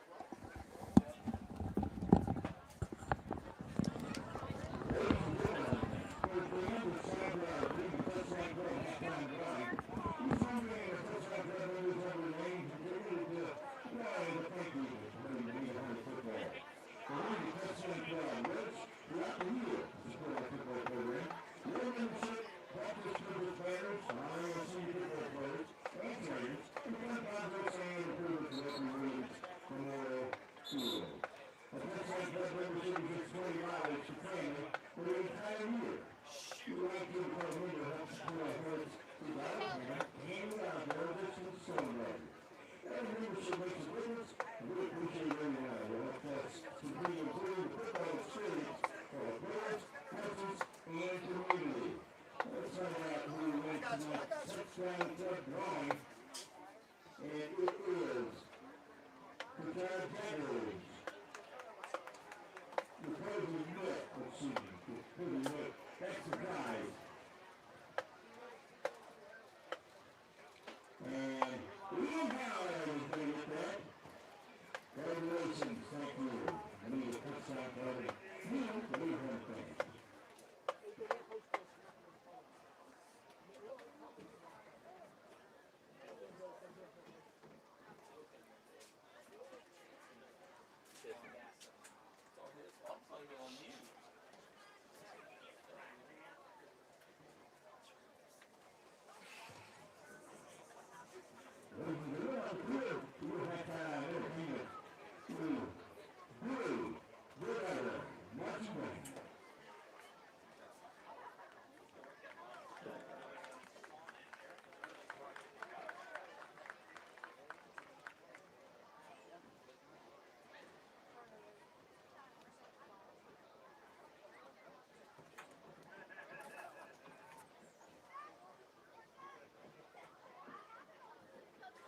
Better?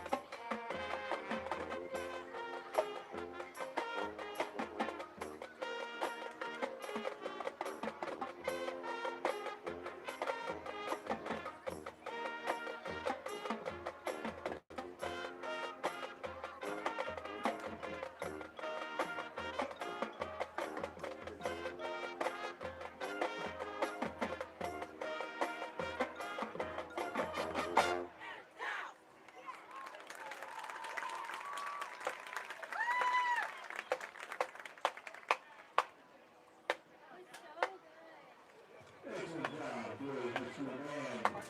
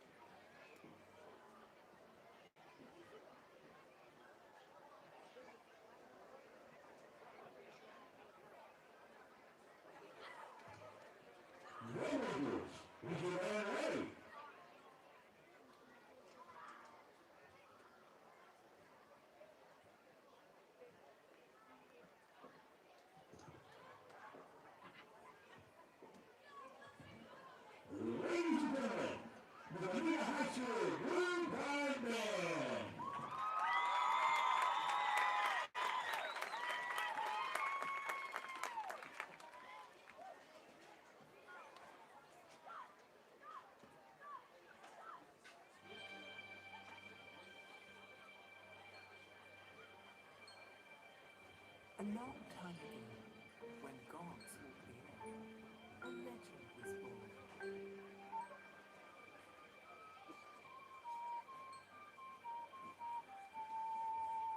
It was the legend of a mortal woman, of a terrible gift that the gods bestowed upon her.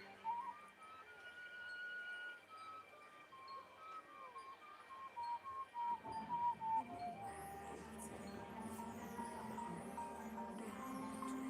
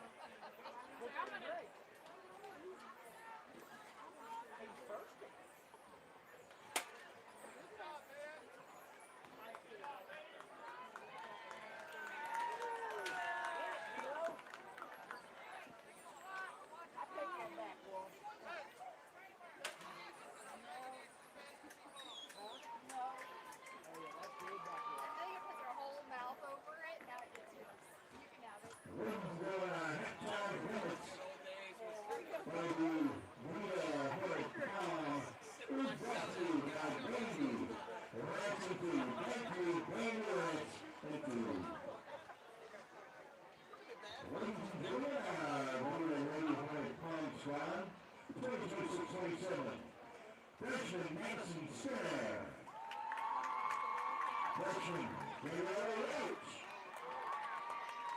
Sophomore, Caitlin Jones. Sophomore, junior captain, Megan Dow.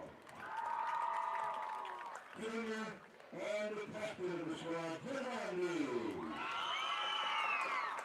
Junior social media manager, Jen Houseman. Junior, and junior captain, Wayne Messer. Coach Harley, ladies and gentlemen, in 2026 Toledo Greenwood Council.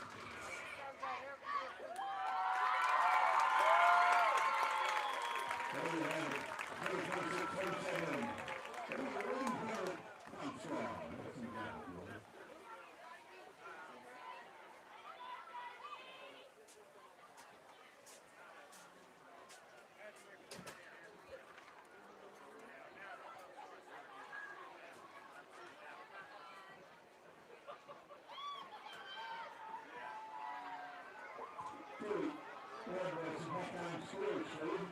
You could have reached over there, 13-1, that's a foul.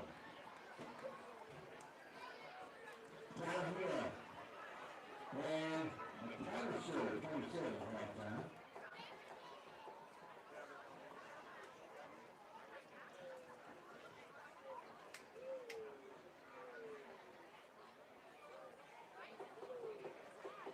Tommy Dewey, Cleveland 14-0.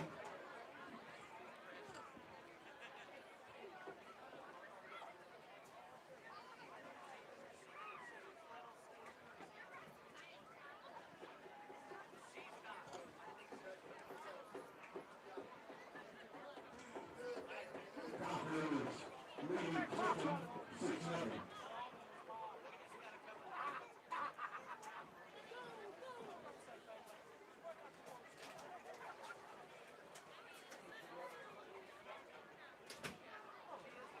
And the second quarter, Lincoln Christian leads Jones Skelton.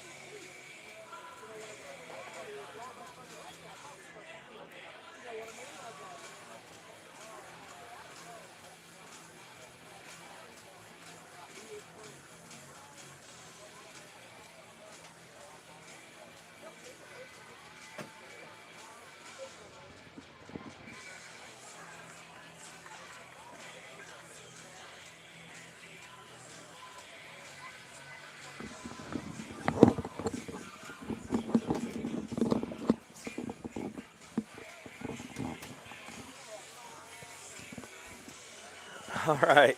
Well, welcome to halftime where the clock is make-believe and the time doesn't matter one bit. We've counted down 5 seconds, but the teams are just now getting back on the field, and they're going to be allowed plenty of time to warm up here. So, like I said, halftime countdown is make-believe time. And we'll get underway here in 5 minutes or so. We do have both teams and the referees decided to come back for the second half, so we're going to have a football game.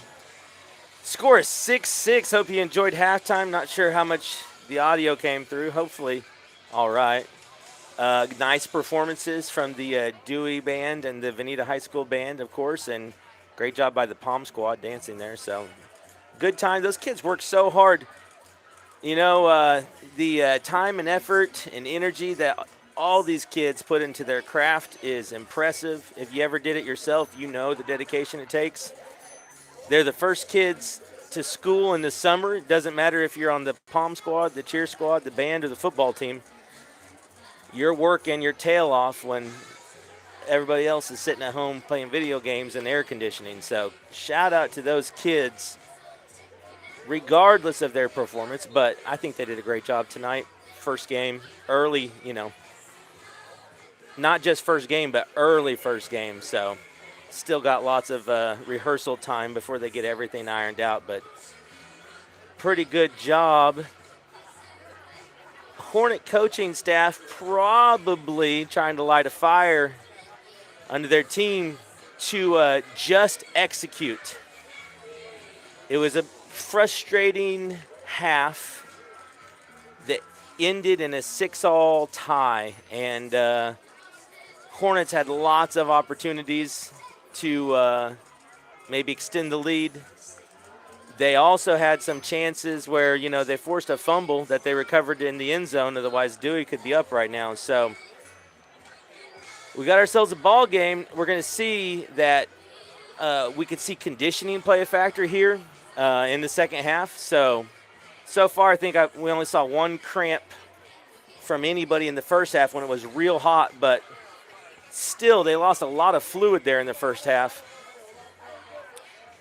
So we'll see how the bodies hold up. I mean, it's a tale as old as time. August cramps on the football field, right? I mean, that's not anything new.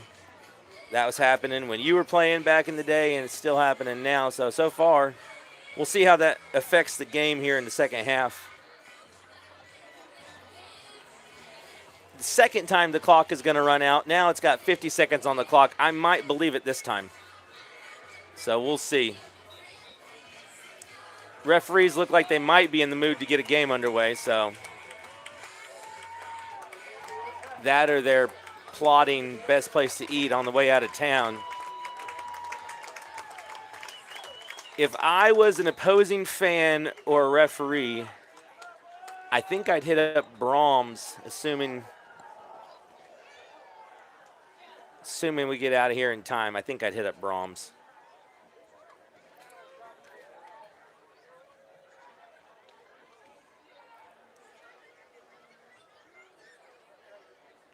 All right, both teams huddling up, everything to play for, 6-all tie. It'll be the Bulldoggers to get the ball first, which is obviously an advantage. The Hornets don't mind putting their defense on the field, though. We saw it in the first half. The Hornets have a lot of faith in these kids. They just believe that they can stop this Dewey team. And 99% of the time, that belief has proven to be true. One time, 2nd and 20, and they took it to the house on a 48-yard pass across the middle. Perfect play call for the pressure that we had dialed up, unfortunately, and couldn't make a tackle in the secondary. And it's a tie ball game just like that. So Dewey is going to get the first chance to show that they are going to put their stamp on this ball game. It's going to be Logan Floyd to kick. Not that many defensive ends double as kickers and punters, but Logan Floyd's doing it, and he's doing a great job. So he did miss the one extra point, but it was a low snap that threw the timing off. I'm not going to put that one on him. It's going to be a line drive kick fielded at the 34. All right, here we go. Let's play football.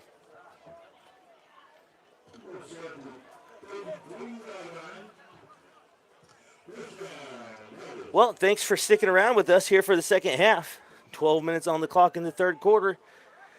And like we said, 6-6 ball game. Nothing has been decided. I mean, the kids don't feel like we're starting from scratch. They're wore out. I guarantee you that first half took a lot out of the players. A lot of them are playing both ways. I mean, obviously, both these teams have fairly small rosters. Oh, bad angle, and he's off to the races, and that's a touchdown-saving tackle. So that time, the Hornet secondary player took an angle to where he thought the ball was going to be instead of where the receiver was. The receiver caught it and cut back inside, and it was off to the races. And coaches will have a look at that with him on film for sure. That'll be something that we'll work to get fixed up here. Handoff, and he's got some room. Out to the outside, Pesic able to recover, but the Bulldoggers are on the move here. 2 plays and 2 big yardage plays for the Bulldoggers, and they are all the way down to the Hornet 21-yard line. So certainly not the defensive start we are hoping for here in the second half. Just 24 seconds have ticked off the clock, and the Bulldoggers are already on the 21-yard line. Slant over the middle. He's got it. Number 4, Carson Osborne with the tackle, but it's another first down. So far, they have it dialed in on offense. Everything the Hornets have dialed up, the Bulldoggers have had the play call for so far. Good first drive for the Bulldoggers, and they're inside the 10-yard line. It's first and goal.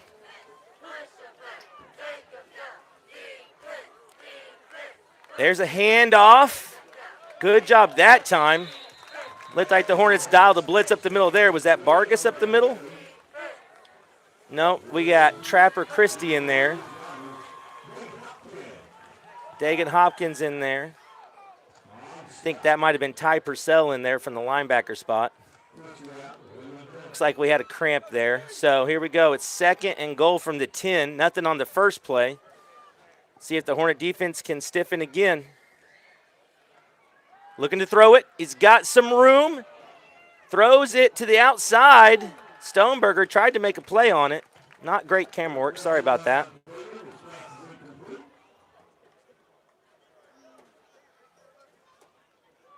If he does it again, we're going to fire the cameraman.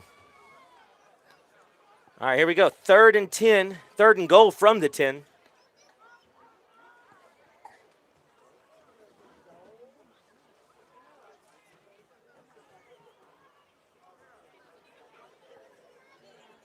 All right.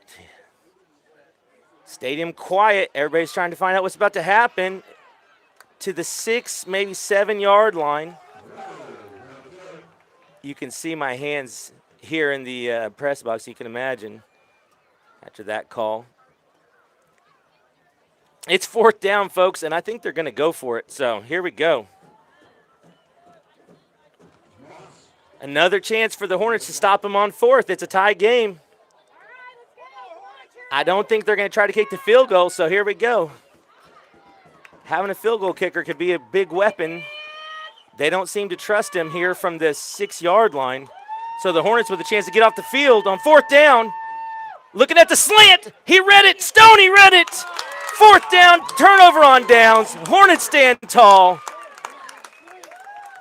James Stoneberger saw it from the get-go. That's a senior, played a lot of football, immediately read the slant, jumped the route, knocked it down, and the Hornets take over at the 6-yard line.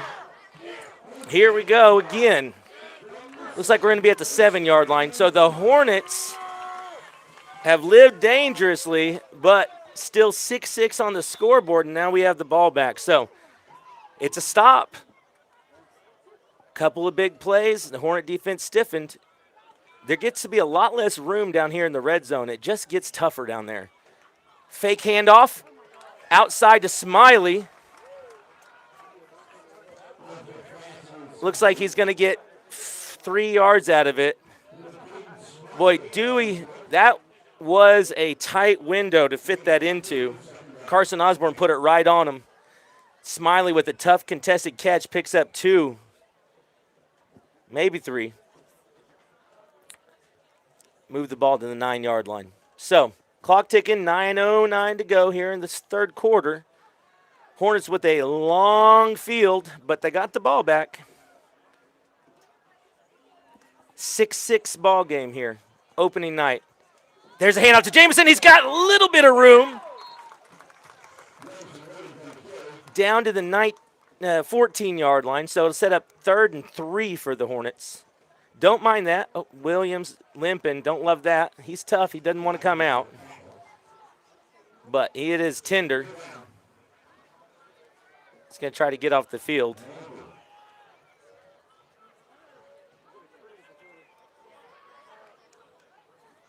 Probably should have just went down right there instead of trying to get off the field. Looks like he's got a cramp. So 3rd and 3, and Jamison not in the game.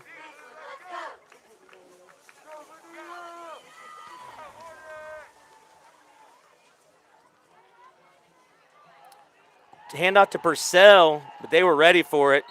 He's going to get to the 15-yard line, and the Hornets are going to have to punt. Well, never say never, but 4th and 3. Here comes the punt team. So punter is Logan Floyd. Done a good job. However, he's kicked it right down the middle of the field, and that's given the Bulldoggers a chance to return it. Like to see maybe a directional punt from Floyd. See if we can make it a little tougher on them. Now, they got 2 guys back, so it's hard to kick it away from them.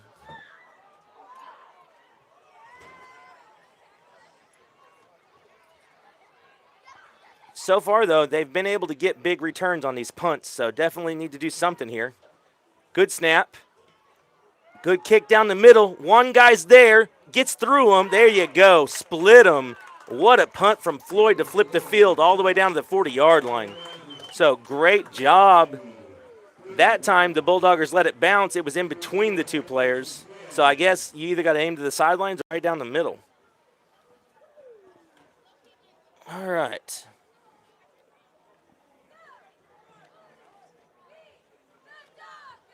Here we go. So they're going to give him the 41. I always like to try to make it an even. You'll notice, to make it easier on the first down determinations, they always start on a yard marker at the high school level. That way they don't have to measure as much. So they will go ahead and move it to the 41, even though it was really on the 40 and maybe a football across the 41. He tries to drop it in. He's tried that throw several times, just barely missed it. He's tried to drop it in the bucket on those out routes. It's a long throw for a high school quarterback, and I think they may have connected once, but they've tried it at least 5 times. So, 7:01 to go.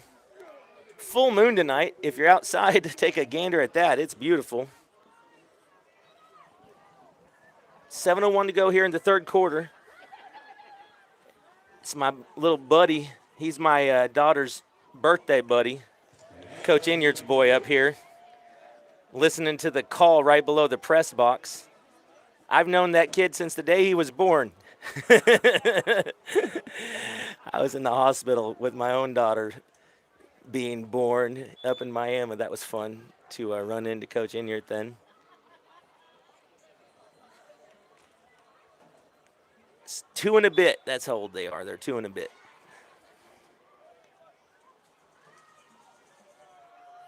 Okay, 3rd and 10, 6:54 to go here in the third quarter. About halfway through, the Hornets sitting back in the zone. Now they're going to get some pressure. Oh, Oh, and he almost threw a pick. That was Pesic over there, and Pesic has got a cramp. He's asking to get a stretch. So, gosh, it's just unfortunately like predictable. That's because we're humans, right?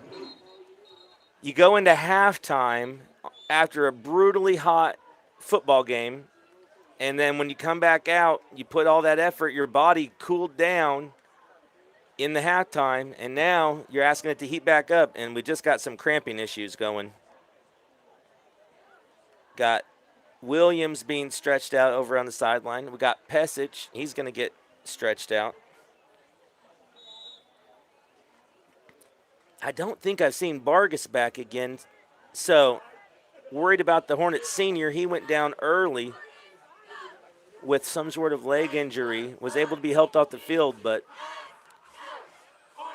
I don't think he's been able to return. There's a long punt. DJ fields it. One guy to beat. Beats him. He's loose. Here we go. Good coverage. He got 10 yards. That's good coverage. Good punt. And you know DJ Smith is exciting with the ball. Now the Bulldoggers got one down. They're going to help him up. He didn't know if he wants to get up. Yeah, he's all right. Okay, so the Hornets take over in a tie game. They're going to get their second chance to do something about it. So how about that goal line stand followed by, of all things, a field position flipping Logan Floyd punt, right? That's really the difference right now. Now it's 6-6, but the Hornets get the ball in the 39 this time instead of the 7. So what we gain, about 30-plus yards on that exchange, so we'll take that. All right, here we go. Outside, he led him. Smiley trying to get a block. DJ fighting forward for 2 yards. Williams still getting some attention on the sideline. He's not ready to go back in yet. And it's a long second half to go. So if there's any way you can get him fully ready to go back in, the Hornets are giving him a little bit of a breather. He's one of the Hornet two-way stars, and there's a bunch of those in the trenches as well. So any of those kids playing both ways in the trenches, I think Dagan Hopkins is playing both ways in the trenches. Logan Floyd is playing both ways in the trenches. Might be a couple more, but those are the two that come to mind immediately. If I'll start. That was just a delayed snap probably. Seemed like everybody was, that's one of those everybody but the centers. Just a slight delay on the snap count. And it'll cost us 5 on 2nd and 8. Now it's going to be 2nd and 13. So, unfortunately, another self-inflicted wound here for the Hornets. So far, we've been able to dance our way out of some trouble. But a 6-6 ball game, we'd like to see us get a little bit of separation here. Right now, there's nothing between these two teams. 6-6 is our score here in the third quarter.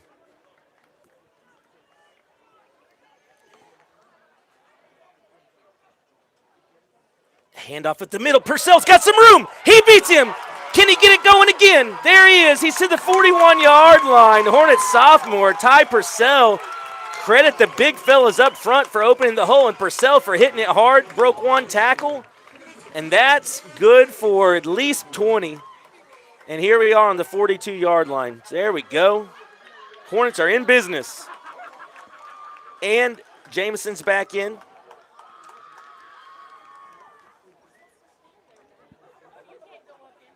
All right, here we go. Just under 5 minutes now here in the third quarter. First time the Hornets have had momentum on their side. Hand off to Jameson. Breaks a tackle. Dances through to the 40. Stood up. Tough yards for him. One official has him at the 40. The other one has him at the 41.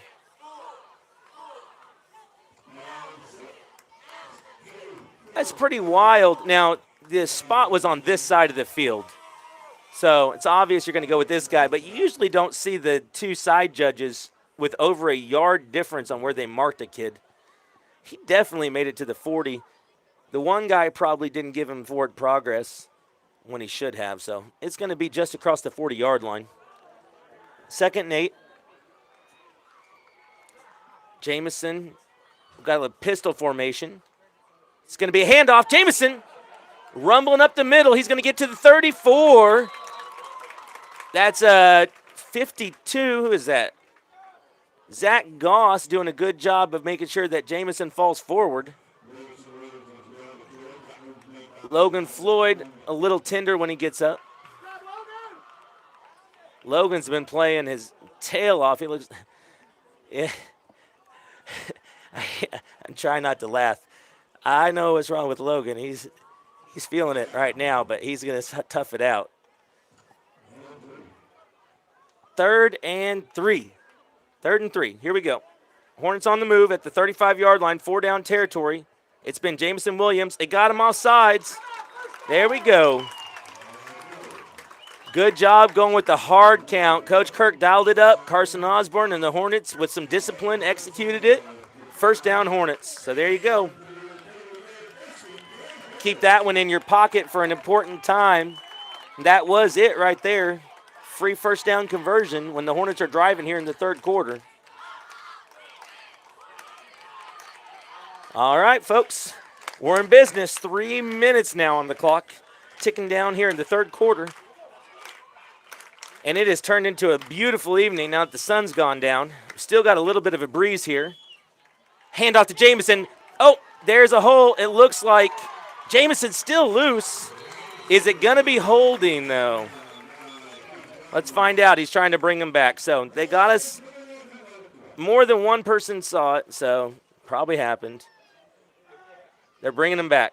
So we got to hold. Now, if you're going to call it on us, please call it on them. That's all we ask, right, folks? That was a big run by Williams, too. That was a bruising, tough run. And he broke some tackles and probably had a 1st down inside the 20. So, unfortunately, now it's going to be back to the 40. That's a big penalty there on the Hornets, and I'm sure the coaching staff will look that one over on film and correct that.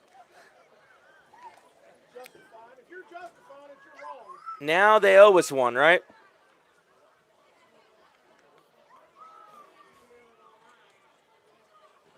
There is an offsides. He was on a blitz, and he was anxious. So he's going to give half of it back. The referees are getting a workout in, marching back and forth down the field like the band at halftime. 10 back, 5 forward, 1st and 15.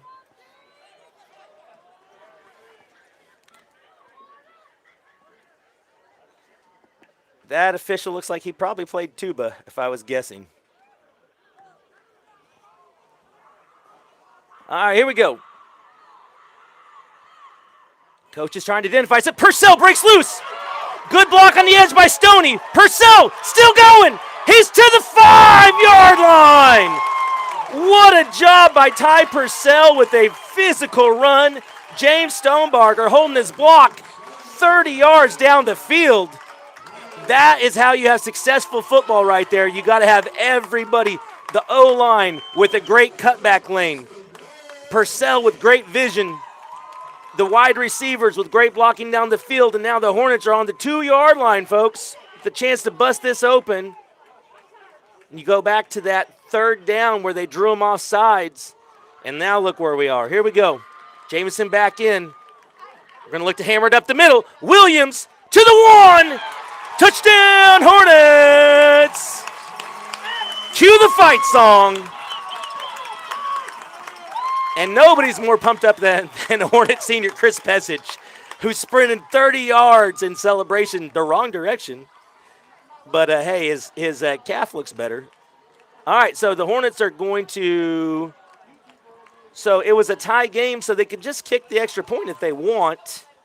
Usually when you don't get it the first time, you say, okay, we're going to go for 2, try to get it back to 14. However, since the Bulldoggers also didn't get the extra point, it really comes down to do you trust your offense more than you trust your field goal game? And at this point in the season, they're going to call timeout. Oh, Dewey's going to call timeout. So the Hornets going for 2 forced Dewey into using one of their timeouts. So we'll take a mental note of that. Now there's 2 timeouts left for the Bulldoggers. Hornets back in the lead. 1:35 is on the clock here in the third quarter. So the Bulldoggers drove down the field with 2 big plays on the opening possession of the third quarter, and it looked like they were going to take the lead, but the Hornet defense stiffened, held them to turnover on downs, took over at their own 7-yard line. Then we had a field position flipping punt by Logan Floyd. Hornet defense made that stand up. Now we got the ball back, and here we go. It's been a good drive, been some nice big runs. Tough running in the middle by Jamison Williams for the touchdown. Nice running by Ty Purcell, great blocking in the trenches and on the edge. So the Hornet faithful loving what they saw in that last drive. So we're still going for 2 after that. And you know the Hornets have some special plays worked up for 2. So we haven't seen this yet. There's 2 running backs flanking Carson Osborne. First time we've seen this formation. It's a pitch. DJ Smith around the edge. Nothing there. So that one never had a chance. So the Bulldoggers defensive play call had our number on that one. And it's 12-6. Hornets elect to go for 2, and now they're back up 6, though. Not complaining about a lead, are we, folks? Here we go, third quarter, 12-6 Hornets. Dewey about to get the ball back, see what they can do with it here. They're heading east. Remember, the wind is a crosswind, and it's pretty much dead now. That's fairly normal for Oklahoma. Sun goes down, wind goes down. So it was a slight north breeze. And right now, it's not a factor. So sun's down, so there's no more sun in your eyes excuse. And the LP Williams Field here at Memorial Stadium is just gorgeous.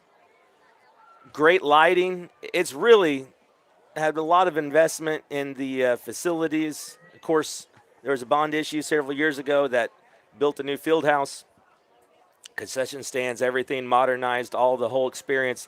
The fan experience here and the game experience is really great. So, all right, Floyd to kick. He's had 1 squib and 1 deep. He's going deep, down the middle, fielded at the 20.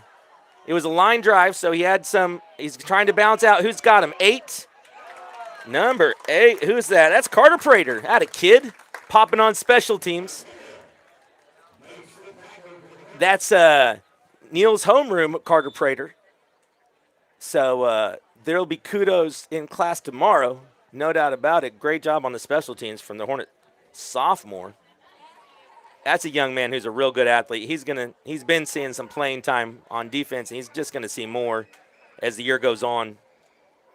He saw a little playing time defensively last year as a true freshman. I guess in high school, that's the only kind of freshman we got, is it? Okay. Let's let the cheerleaders take it away.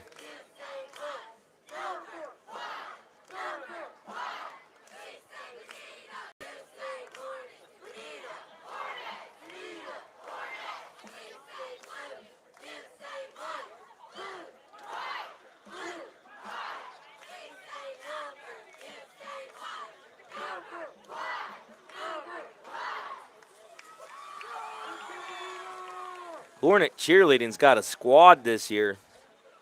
And also, how about the Palm Squad at halftime? They had a false start with their music, but once they got it going, they brought the house down. So,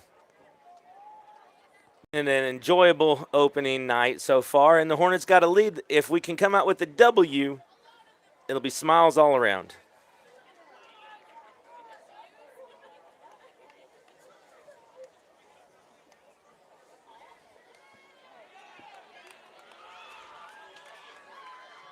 All right. Hornet defense back on the field.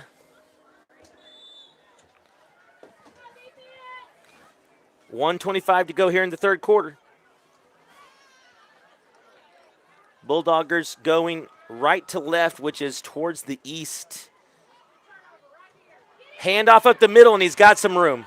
He's got a lot of room. Broken tackle. Osborne drags him down. Touchdown saving tackle by Carson Osborne. Jamison is down for looks like another cramp. He's going to get himself off the field. In college, they would definitely, and in pros, they would just tell him, go down, you know. He doesn't want to make his coaches come out and get him, though. That's a sign of a tough kid. He's going to get stretched out.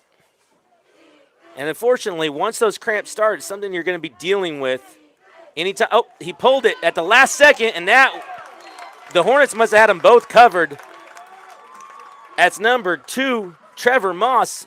Excited about that one. He had it read. So the Bulldogger QB had one of those options to either hand it or pull it, and he held it for a long time, finally pulled it. Ended up, usually that means there's no good options, usually, right? If he saw a good option, he would have been more decisive. He pulled it, but that was not a good option. Oh, tipped! Logan Floyd. Mama, it's that man again. Great job by Logan Floyd. He's had a big game for the Hornets.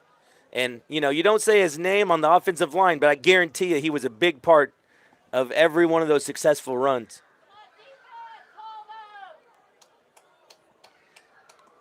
The line in general is held up. You just don't have much opportunities to say those boys' names, but let's look through the trenches here. You got Cade Stoneberger, he's a sophomore. You got James Hartley, a sophomore. He's playing a ton for the Hornets. Chasing him down. First guy misses him. Second guy cleans him up. That's 51, James Hartley. You say his name, he makes a play. Hornets sophomore. Another guy down. Unfortunately, it's just going to be a war of attrition now. There's going to be a lot of kids needing to have some. It would almost been better not to have halftime. I know you got to, but you'll notice before half when everybody was hot and lathered up, there wasn't any cramps going. Everybody goes to the locker room, get a little cold, and now your body just gives out on you. Okay, so back to the trenches. 52, Zach Goss, he's playing center, Hornet Jr. He got hurt last year. Hornet really missed him when he went out last year, and he's back anchoring it. So long, successful rehab for him. Love to see a kid come back from a tough injury. 53, Draven Sherrod. 55, Trenton Bible. Hornet coaches staff really thinking Trenton Bible's coming on. He's a junior. He's one of those kids that was a special teams kid last year. Now you're going to see him playing more on both sides of the ball. So 55, look for him. He's out there right now. Got Trevor Eichhorn, 56, Hornet Jr. Got 57, Logan Floyd, 58, freshman Matt Pankratz. And you got 59, senior Trapper Christie. He's popped several times tonight. 63, Dagan Hopkins. 65, Big Jackson Floyd, senior. He's been clogging the middle a few times tonight. Like to see him out there. Great kid. And 72, you got sophomore Cooper Kennedy, who is the biggest personality on the Hornet team. And then 75 is Kevin Allen. So shout out to those kids in the trenches getting the job done for the Hornets. Another young man who's been getting the job for the Hornets is 17 out there, Tucker Browning. He's just a sophomore, but the coaching staff love him. I mean, obviously, if they're putting him on the field, that means they trust this kid. So everybody getting playing time out there has earned the trust of their coaches, and you love that. Sophomores that have played big roles today, Ty Purcell, Tucker Browning, young men. Those guys both had some playing time last year, but especially Purcell. 51, Hartley. Oh, that is a punt that didn't go anywhere. It's going back the wrong way.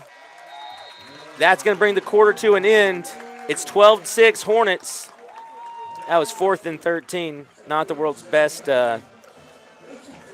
announcing. So I'm going to take a quick break. We're going to the fourth. We're going to flip the field. Hornets 12, Bulldoggers 6. 1 quarter to go in opening week.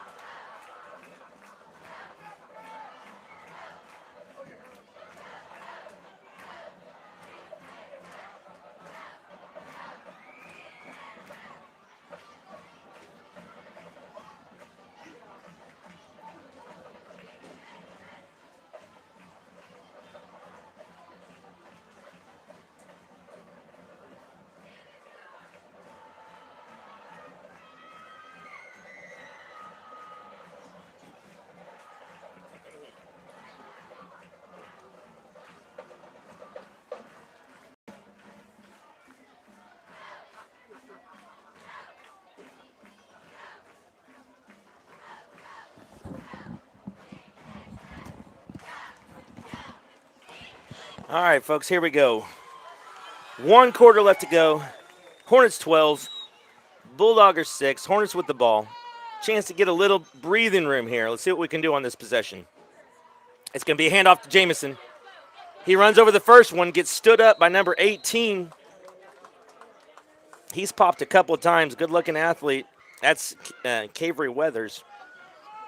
Jamison picks up 5. Good job. Hornet Jr. is just going to get harder and harder to tackle. As long as those calves hold up, all right? 72, that's Cooper Kennedy. That was in the game. Hornet sophomore. Got to give these young kids their shout-outs. They're starting to pop on the field, too. And that was a nice hole for the Hornets on first down. The Bulldoggers know we're going to hand the ball off. They're selling out to stop it, and when you pick up 5.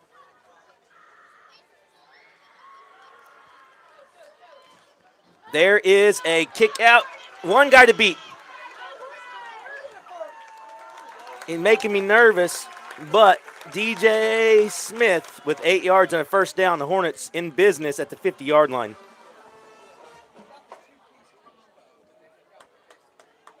So we're at the 50. It's all downhill from here. And the Hornets have a first down with 10:42 and counting. Let's see if we can milk some clock to this possession. How about that? I'm sure Hornet coaching staff wouldn't mind dragging this clock down a bit here. All right, here we go. Hand off to Williams. Beats a guy. Now he's got some room. He's got 8 yards. Tough to arm tackle him, and it's just getting harder. Multiple Bulldoggers on the ground, 8 yards behind the play. That is physical football from the Hornets, both from the running back and from the O-line. They had one kid that had a chance at him. We got a penalty? Doesn't like coach being on the field to talk to the quarterback. So he's going to call a sideline warning. Okay, then.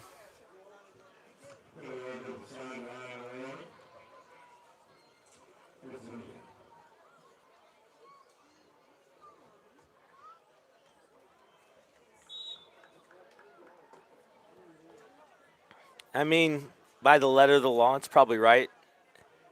It's not like he was in the way of a play. We're on offense. That feels petty. Anybody else think that felt petty? That felt petty from the referee right there. I guess that was the side judge. All right, here we go. They bring everybody. Now, it's one of those things where when they commit that many guys straight up the field, you could just pop it. It's like when there's a 4th and 1 play and they pop it for 70 yards because the defense just was all out blitzing every gap. And then if you can pick it up and you can create a gap in the offensive line, and that felt like that was just inches from going to the house with Williams. Instead, he picked up 1. Osborne gets the play call. We are not in a hurry. 13 seconds on the play clock and ticking. 3rd and 1 in plus territory. It's going to be handoff to Williams. He gets it. He's still rumbling. That's tough yardage. Right now, he's the high school version of Jerome Bettis out there, just harder and harder to tackle as the game goes on. You think we can nickname Jamison the bus? Maybe the short bus, the mini bus. I tease Jamison. I tease. That's my guy. I'm gonna love him in class tomorrow. He's doing a great job out here tonight, of course.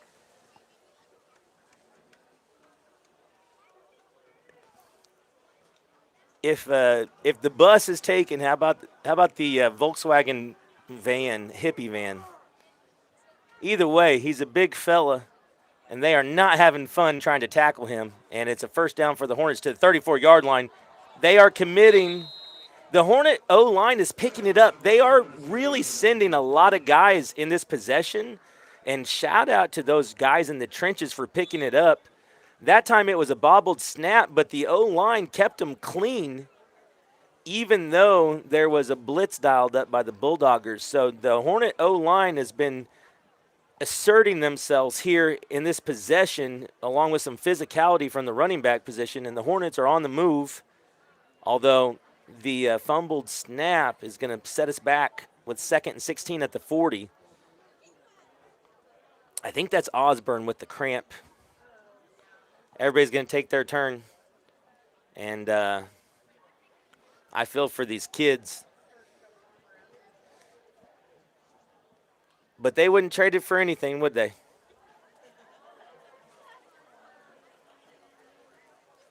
Isn't it great we live in a country that gives kids a chance to go out there and do things like this when they're still just high school and the whole town's out here watching them? There's some great things about high school sports. I really hope we don't lose those things in the name of, I don't know, all the things that people seem to be chasing. I don't know. There's something about a town coming out and cheering for the boys on a Friday night, Thursday night, that is just special. So let's appreciate what we have, folks.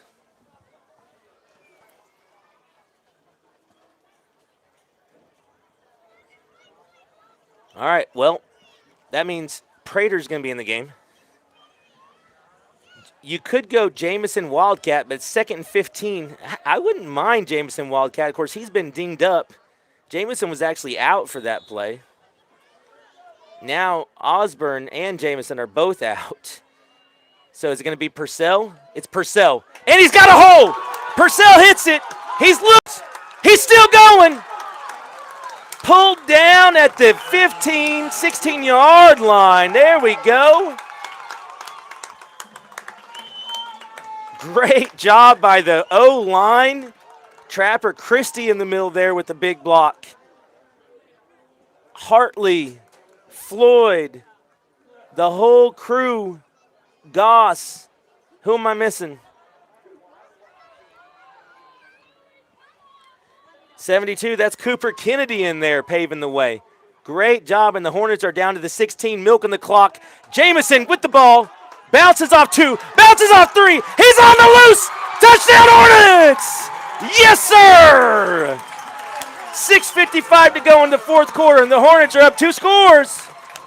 Great job, and that is just a tired Dewey football team trying to tackle a man out there. Got a little thunder and lightning action going on with Ty Purcell and Jamison Williams here in the 4th quarter. And the Hornets go up 18-6, folks. 6:55 to go. Great execution on that drive. And Jamison Williams, once he got loose into the secondary, there was also a really nice block by a receiver down the field to make it a no-doubter. Logan Floyd trying to get his first extra point of the year. Got it. There you go. So 19-6, Hornets go up 13. Under 7 now to go. All right, folks. Coming out into the 4th quarter, you did feel like the Hornets had big momentum on their side. and that has proven to be true. That drive in particular, the Bulldogger defense just wore down, and the Hornets were able to just keep the ball on the ground and assert their will. So shout out to the big fellas up front, the running game, and the wide receivers. If you're going to run the ball down their throat, then it takes 11 guys out there to make that happen. People forget about receivers blocking. I've seen several good blocks by the receiving core. And we'll have to check the film on that one, but there was a Hornet receiver down the field that made a great block to spring Williams into the end zone. All right, Hornet faithful enjoying themselves here in the second half. Lead has swole to 19-6. We're in the fourth quarter. 6:55 to go. Logan Floyd's going to kick off. Last one was deep. This one looks like it's going to be a short squibber. Aiming for the left. It's not a squibber. It's a high. It's going to bounce. It's bouncing. It's on the ground. That he may have got that. Is that 17 on that? That would be Tucker Browning. Tucker Browning. Tucker Browning. Woo! That is huge. So that time the Bulldogger player just hesitated about coming up into the teeth of the Hornet coverage, and Browning pounced on it. So he's having himself a heck of a ball game in what's his first start. And he's held up at the back end of the Hornet secondary, and he's popped on special teams. So that young man's having himself a night. Welcome to Memorial Stadium, Mr. Browning. All right, it's Purcell in the backfield here, and he has been effective. Purcell has seemed to have better holes to work with. Nothing against Purcell. He's done a great job. I think the Bulldoggers maybe have relaxed a little bit when Williams has gone off the field, and that is a mistake that Purcell is well, he's making him pay for it. You better not go to sleep. Here we go. Now, okay. Clock is ticking down. Kirk's talking to his quarterback. This is no different from when the side judge threw a penalty earlier. Now, it was a warning, but I just don't understand. Like I said, it felt petty. I mean, we're on offense, so it's not like there's any danger of a play being run with the coach on the field. There's no way he was any further on the field than he was right there. He was halfway to the huddle. There's Purcell again. And Purcell has good feet. He has really nice feet. The guys are coming in and they're diving at his feet, trying to take him out because they're just a little out of position, and Purcell is just shifty. And he's tough to bring down. He's taking a little bit contact down low, and he's staying on his feet. For a smaller back, it's impressive. So 3rd down and 4, and the clock is ticking. The Hornets, remember, took over after recovering a deep onside kick that Tucker Browning fell on. 13 seconds on the play clock. We're running it down. If we could get another score, it'd start to feel real nice about finishing this one off. You like where we are now. We'd like one more. There's another hole. The whole side, and that's a 1st down. And good cutback, but let's give a lot of credit to the left side of the Hornet offensive line. And that's young Cooper Kennedy over there. Let's see who's on that left side. It's Cooper and Trapper Christie. And they are caving in the whole side. We talked about flanking the defense earlier on the outside. Well, you can also flank them on the inside. And the down blocking from the tackle spot and guard spot working together on those combo blocks has been impressive. And Purcell picks up the 1st down. And the drive continues, 4:10 and counting. Tick, tick, tick, tick, tick. Clock, don't fail us now. Here we go. Hornets in business in the red zone. Here comes an all-out blitz. Carson. Oh, no. Oh, no. Get on it. Get on it. Why are you blowing it? They didn't have the ball. What are they calling?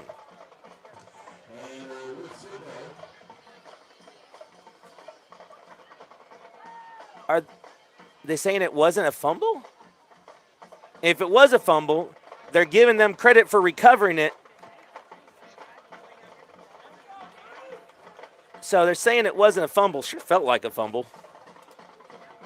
Hornets, well, they're discussing it. But here's the problem. They blew the whistle before a recovery took place. So if they're going to change their mind and they're going to say it's a fumble, now you have an inadvertent whistle because there was not a recovery up to that point.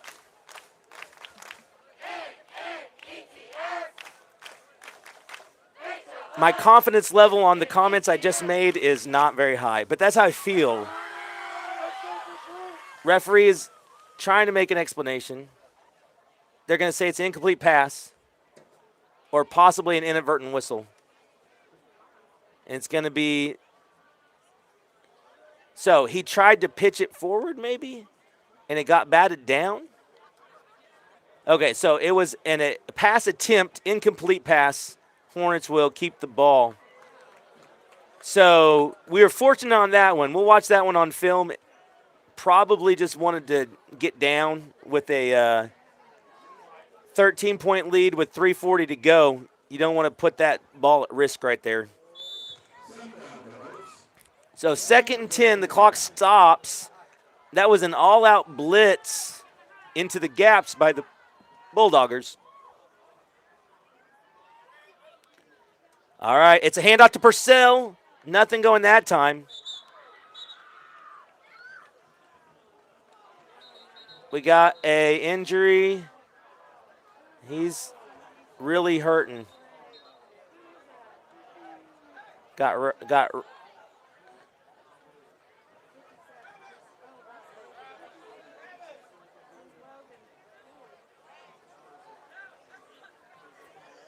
We got an injury to a Hornet, and this one doesn't look good, unfortunately. Let's pray for this young man right now.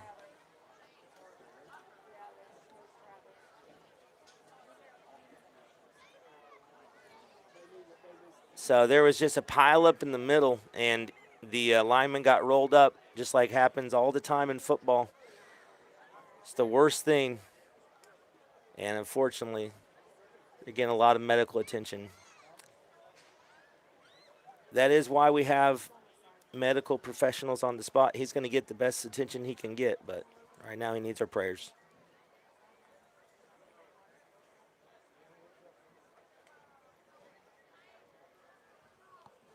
Once I can be sure, I'll let you know who that is.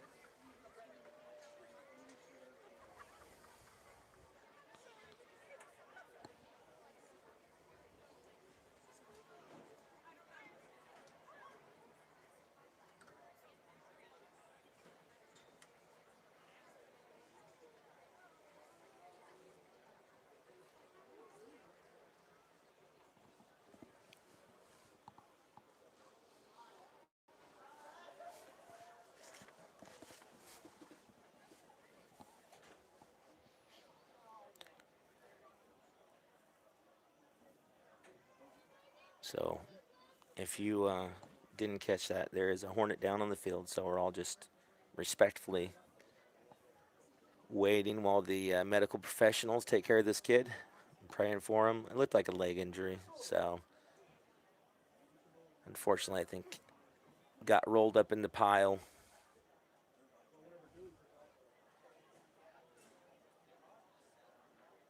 And I think it's going to be a minute here, folks. This is not something that they're going to be able to deal with real quickly because I don't think he's going to be able to walk off the field, so they're probably going to have to stretcher him. So, my fault.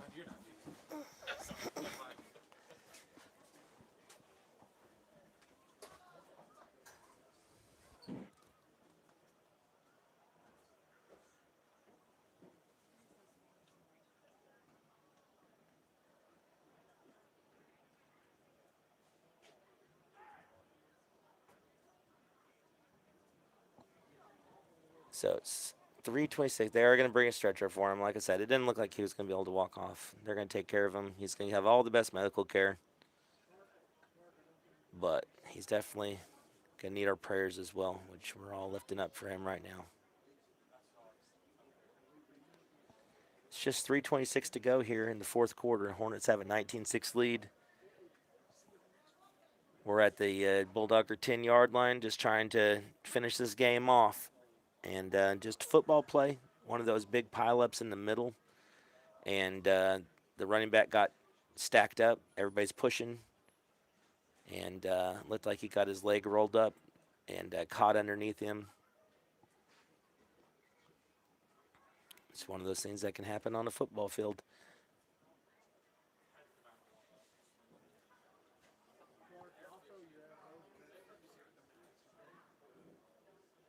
Hornets with the huddle, praying for their teammate.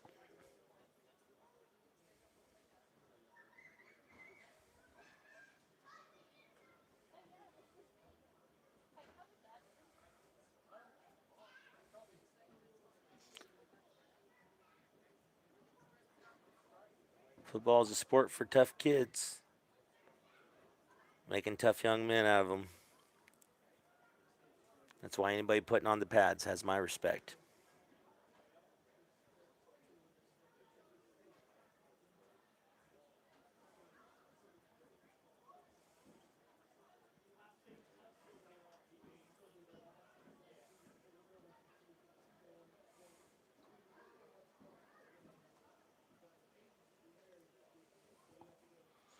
So right now what we're waiting for is for the medical professionals to get him loaded onto the stretcher, and then they'll take the kid to the emergency room, get him the treatment he needs. I think I know who it is, but I don't want to say until I was sure.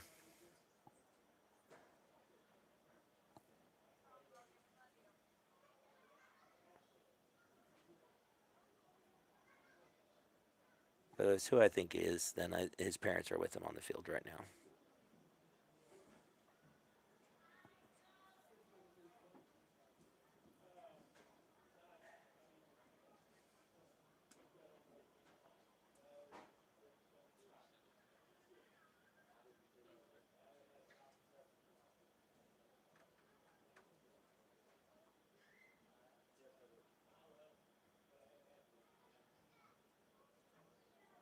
And this is one of those things now where also all the rest of the players are getting some stretching out, but this is like having a second halftime. And remember how many cramps started happening after the first half, after halftime. Now these kids have been playing another full half, and now they're sitting still. Their body's starting to seize up on them. So probably see the referees give both teams a chance to do a little warming up. They need to before we finish this game. 3:26 to go. Hornets have taken control of the game here, but it's still in doubt. If they could score here, then they would remove the rest of that doubt. But we're going to finish this game no matter what. But the teams are going to have to warm up. And hopefully we can get through 3:26 without having any muscle or any other big injuries here with the team's players getting cold right now.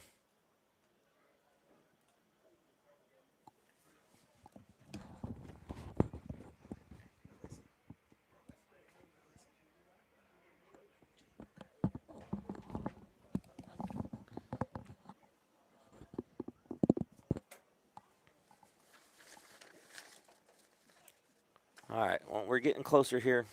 I think they've got him onto the stretcher. Just being careful to have his leg immobilized. So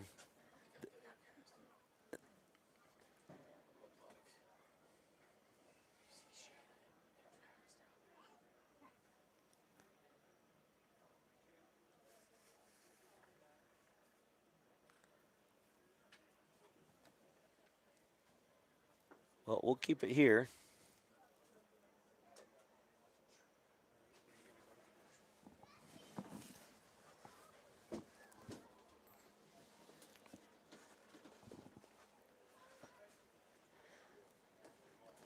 Big thank you to all the medical professionals. Okay, so here we're going to have a nice moment, I think. Hornet players going to go show some love to their young guy.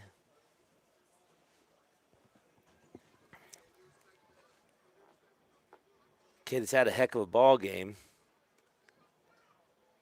Word is it's Hornet sophomore James Hartley. Called him by the wrong name earlier. Called his dad by the wrong name earlier.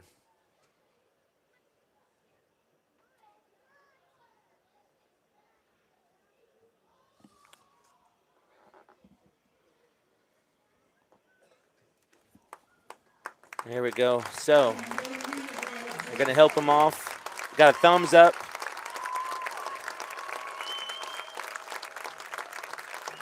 Thank you to the medical professionals giving him the best treatment he can have immediately. Tough young kid. He'll be back. Just a sophomore. But looks like a fairly serious leg injury there. Obviously, they wanted to be very careful with him.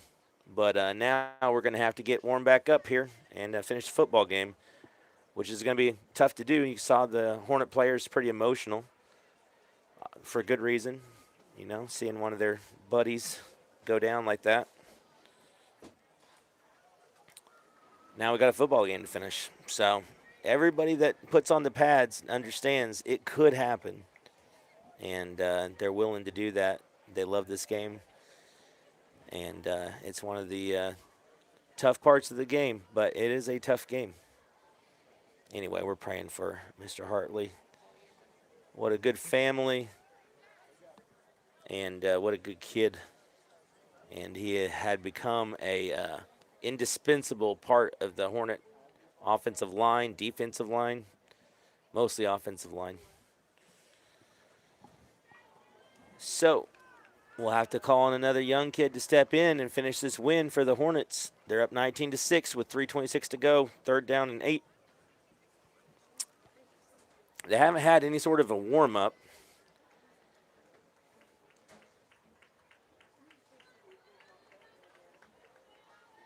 The Bulldogs are spreading out across the field. I assume that they're going to try to get a little bit of warm-up in.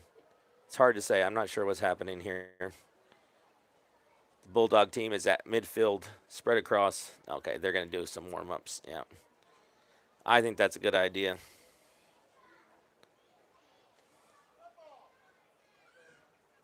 You really do need to. I know it's been a minute. Everybody's ready to get this thing wrapped up, but got to give the kids a second to get things fired back up after all that activity, and then just sitting still for probably 15 to 20 minutes while medical care was provided.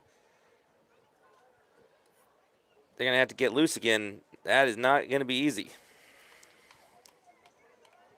And it's not like we're down to just a couple of plays. There's still 3:26 on the clock.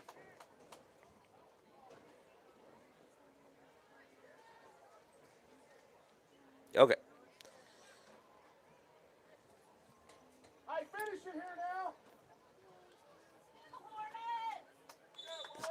After an injury like that, you always wonder how people will respond. It's emotional. Here come the Hornets looking to finish off a win in honor of their buddy.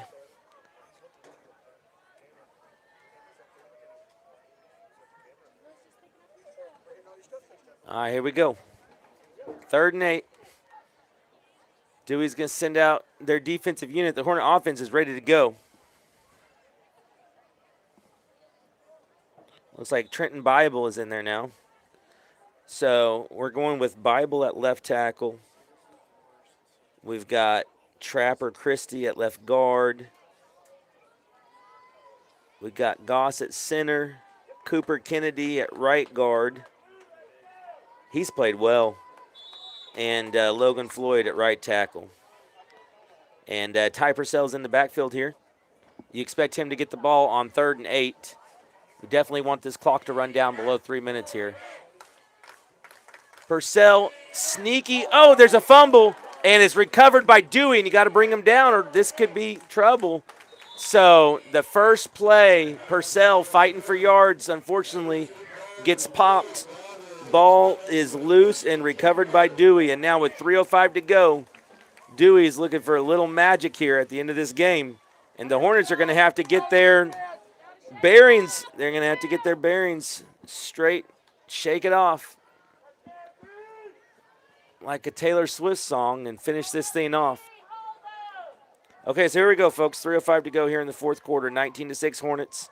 But the Bulldoggers have had a little bit of life. It should be a penalty.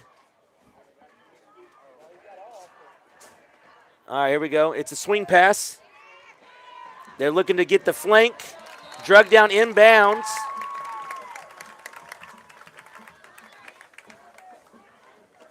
That's key here on this drive. You're going to give them 3 yards, 4 yards.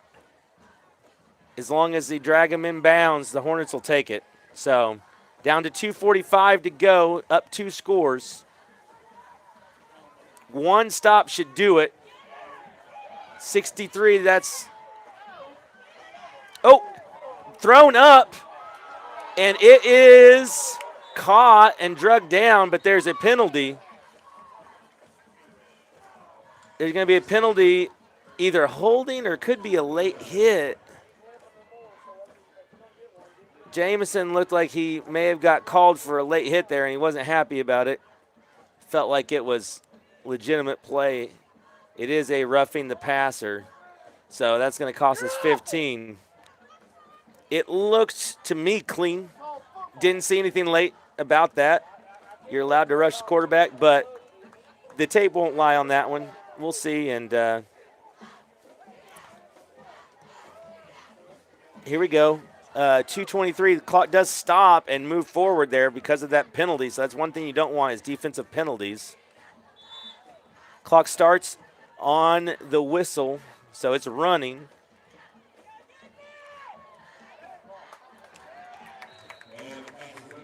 Hopkins and Williams in the backfield. Quarterback has to just chunk it out. Purcell had the coverage. Logan Floyd and Trevor Moss were also out there for the Hornets. So the Hornet defense has a chance to do what it's done all night, which is stiffen and post a Hornet W. So let's see if they can do that here. Clock stopped after the incompletion. It's 2:15 to go. 13-point lead. Now they're not rushing immediately. They're sitting back. Intercepted. Right in front of us. Who is that? Stoney? At Stoney. Logan Floyd with the pressure. And Stoney with the interception, and that should seal it.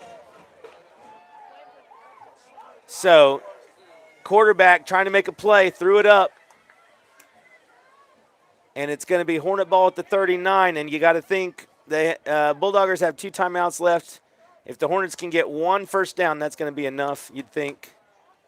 Looks like the ball's back at the 43-yard line for the Hornets. So, great job by Stoney. That makes 2 turnovers now in favor of the Hornets as well. 2 against us early in the game in a frustrating first quarter. But it looks like the Hornets are likely to prevail here if we can just run out the last of this clock. Let's see. It's going to be up to Ty Purcell. He gets the ball again.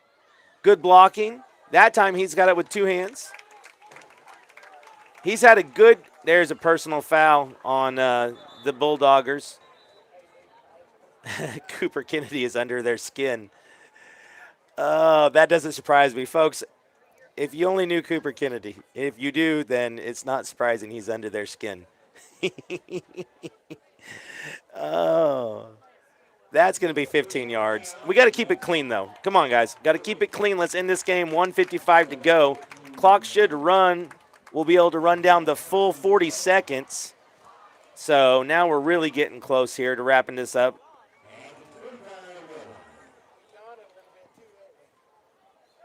$1:55 to go. 1st and 10 now for the Hornets after the unsportsmanlike conduct penalty. Don't break the huddle too fast here, guys. Literally 34 seconds to run off the clock. Looks like we're going to get up there and run a play. We are going to run a play. So that is going to be a 2-yard run for Purcell. If the Bulldoggers use their timeouts, then we're going to wish we would have run some more clock there, but It looks like they're going to keep them, which is the right thing to do. It's 3rd and 8. Should be 2nd and 8. 2nd down.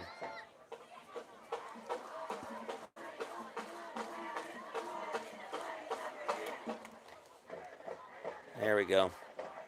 Now we're going to take the full clock. This next snap will be taken under 1 minute to go, and the Hornets are going to pull one out here on opening night against the Dewey Bulldoggers. We'll see what the final score is, but we're under 1 minute to play here. Clock running 19-6 here on opening day. Big win for the Hornets. There's going to be a touchdown for Ty Purcell. Great blocking. And the Hornets are going to take this one into the W's. Good blocking for the Hornets.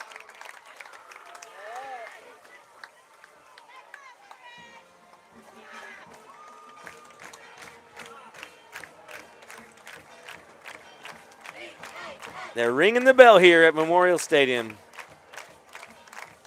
25-6. Logan Floyd will attempt the extra point to give the Hornets a 20-point cushion with 45 seconds to go. Been a long night here, but the faithful have been rewarded with a Hornet win. Kick is up and good. So Logan Floyd adds to his night here with another extra point.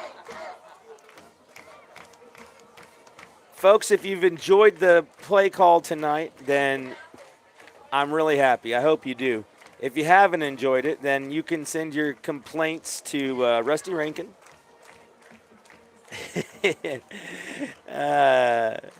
I'm just kidding. Isn't it great to have Rusty back? We missed him last few years. That nobody works harder for the Hornets than Rusty Rankin. So it's just good to have him back around as the interim super. And it's a good day to be a Hornet. Couple of injuries that we need these kids in our prayers. So if you're looking for some kids to pray for, Hartley and Vargas. I haven't seen Vargas again, so he had a leg injury in the first half.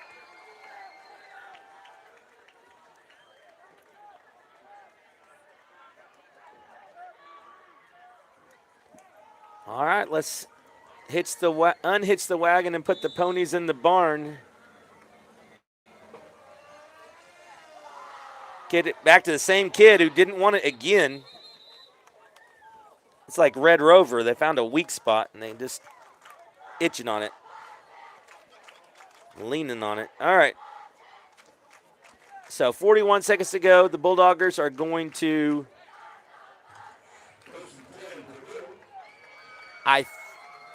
they're going to bring back in the ones. It's early in the season. They're trying to get some reps. I see Jackson Floyd, Trapper Christie coming in, Zach Goss on the D-line. We got Trenton Bible back in the game at linebacker. Stoney's had himself a good game. Smiley had himself a good game. Oh, there's Trenton Bible with the deflection. Right place, right time.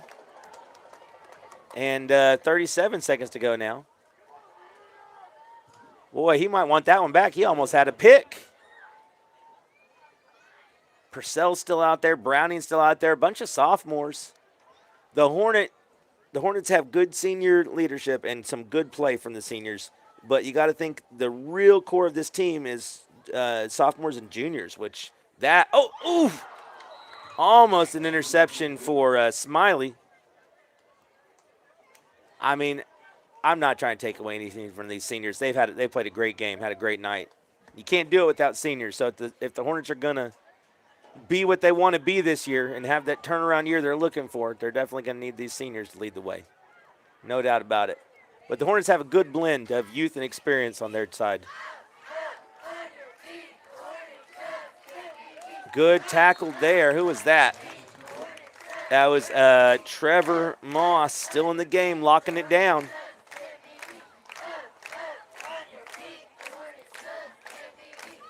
All right, 12 seconds. We're counting down. It's 4th down. They will snap it. Under 10 seconds here. Probably not going to be the last play. It will be the last play of the game. We're going to run it out. So here we go. Throws it up. It's going to be a tackle for Bible. He's going to get himself in the newspaper tomorrow. Great job by the Hornets. Good win. Great opening night. And if we have to go back to school tomorrow, which we do, then it's always better to go back with the W. So, final score from LP Williams Field at Memorial Stadium. Your hometown Hornets 26, the Dewey Bulldoggers 6. We'll see you next week.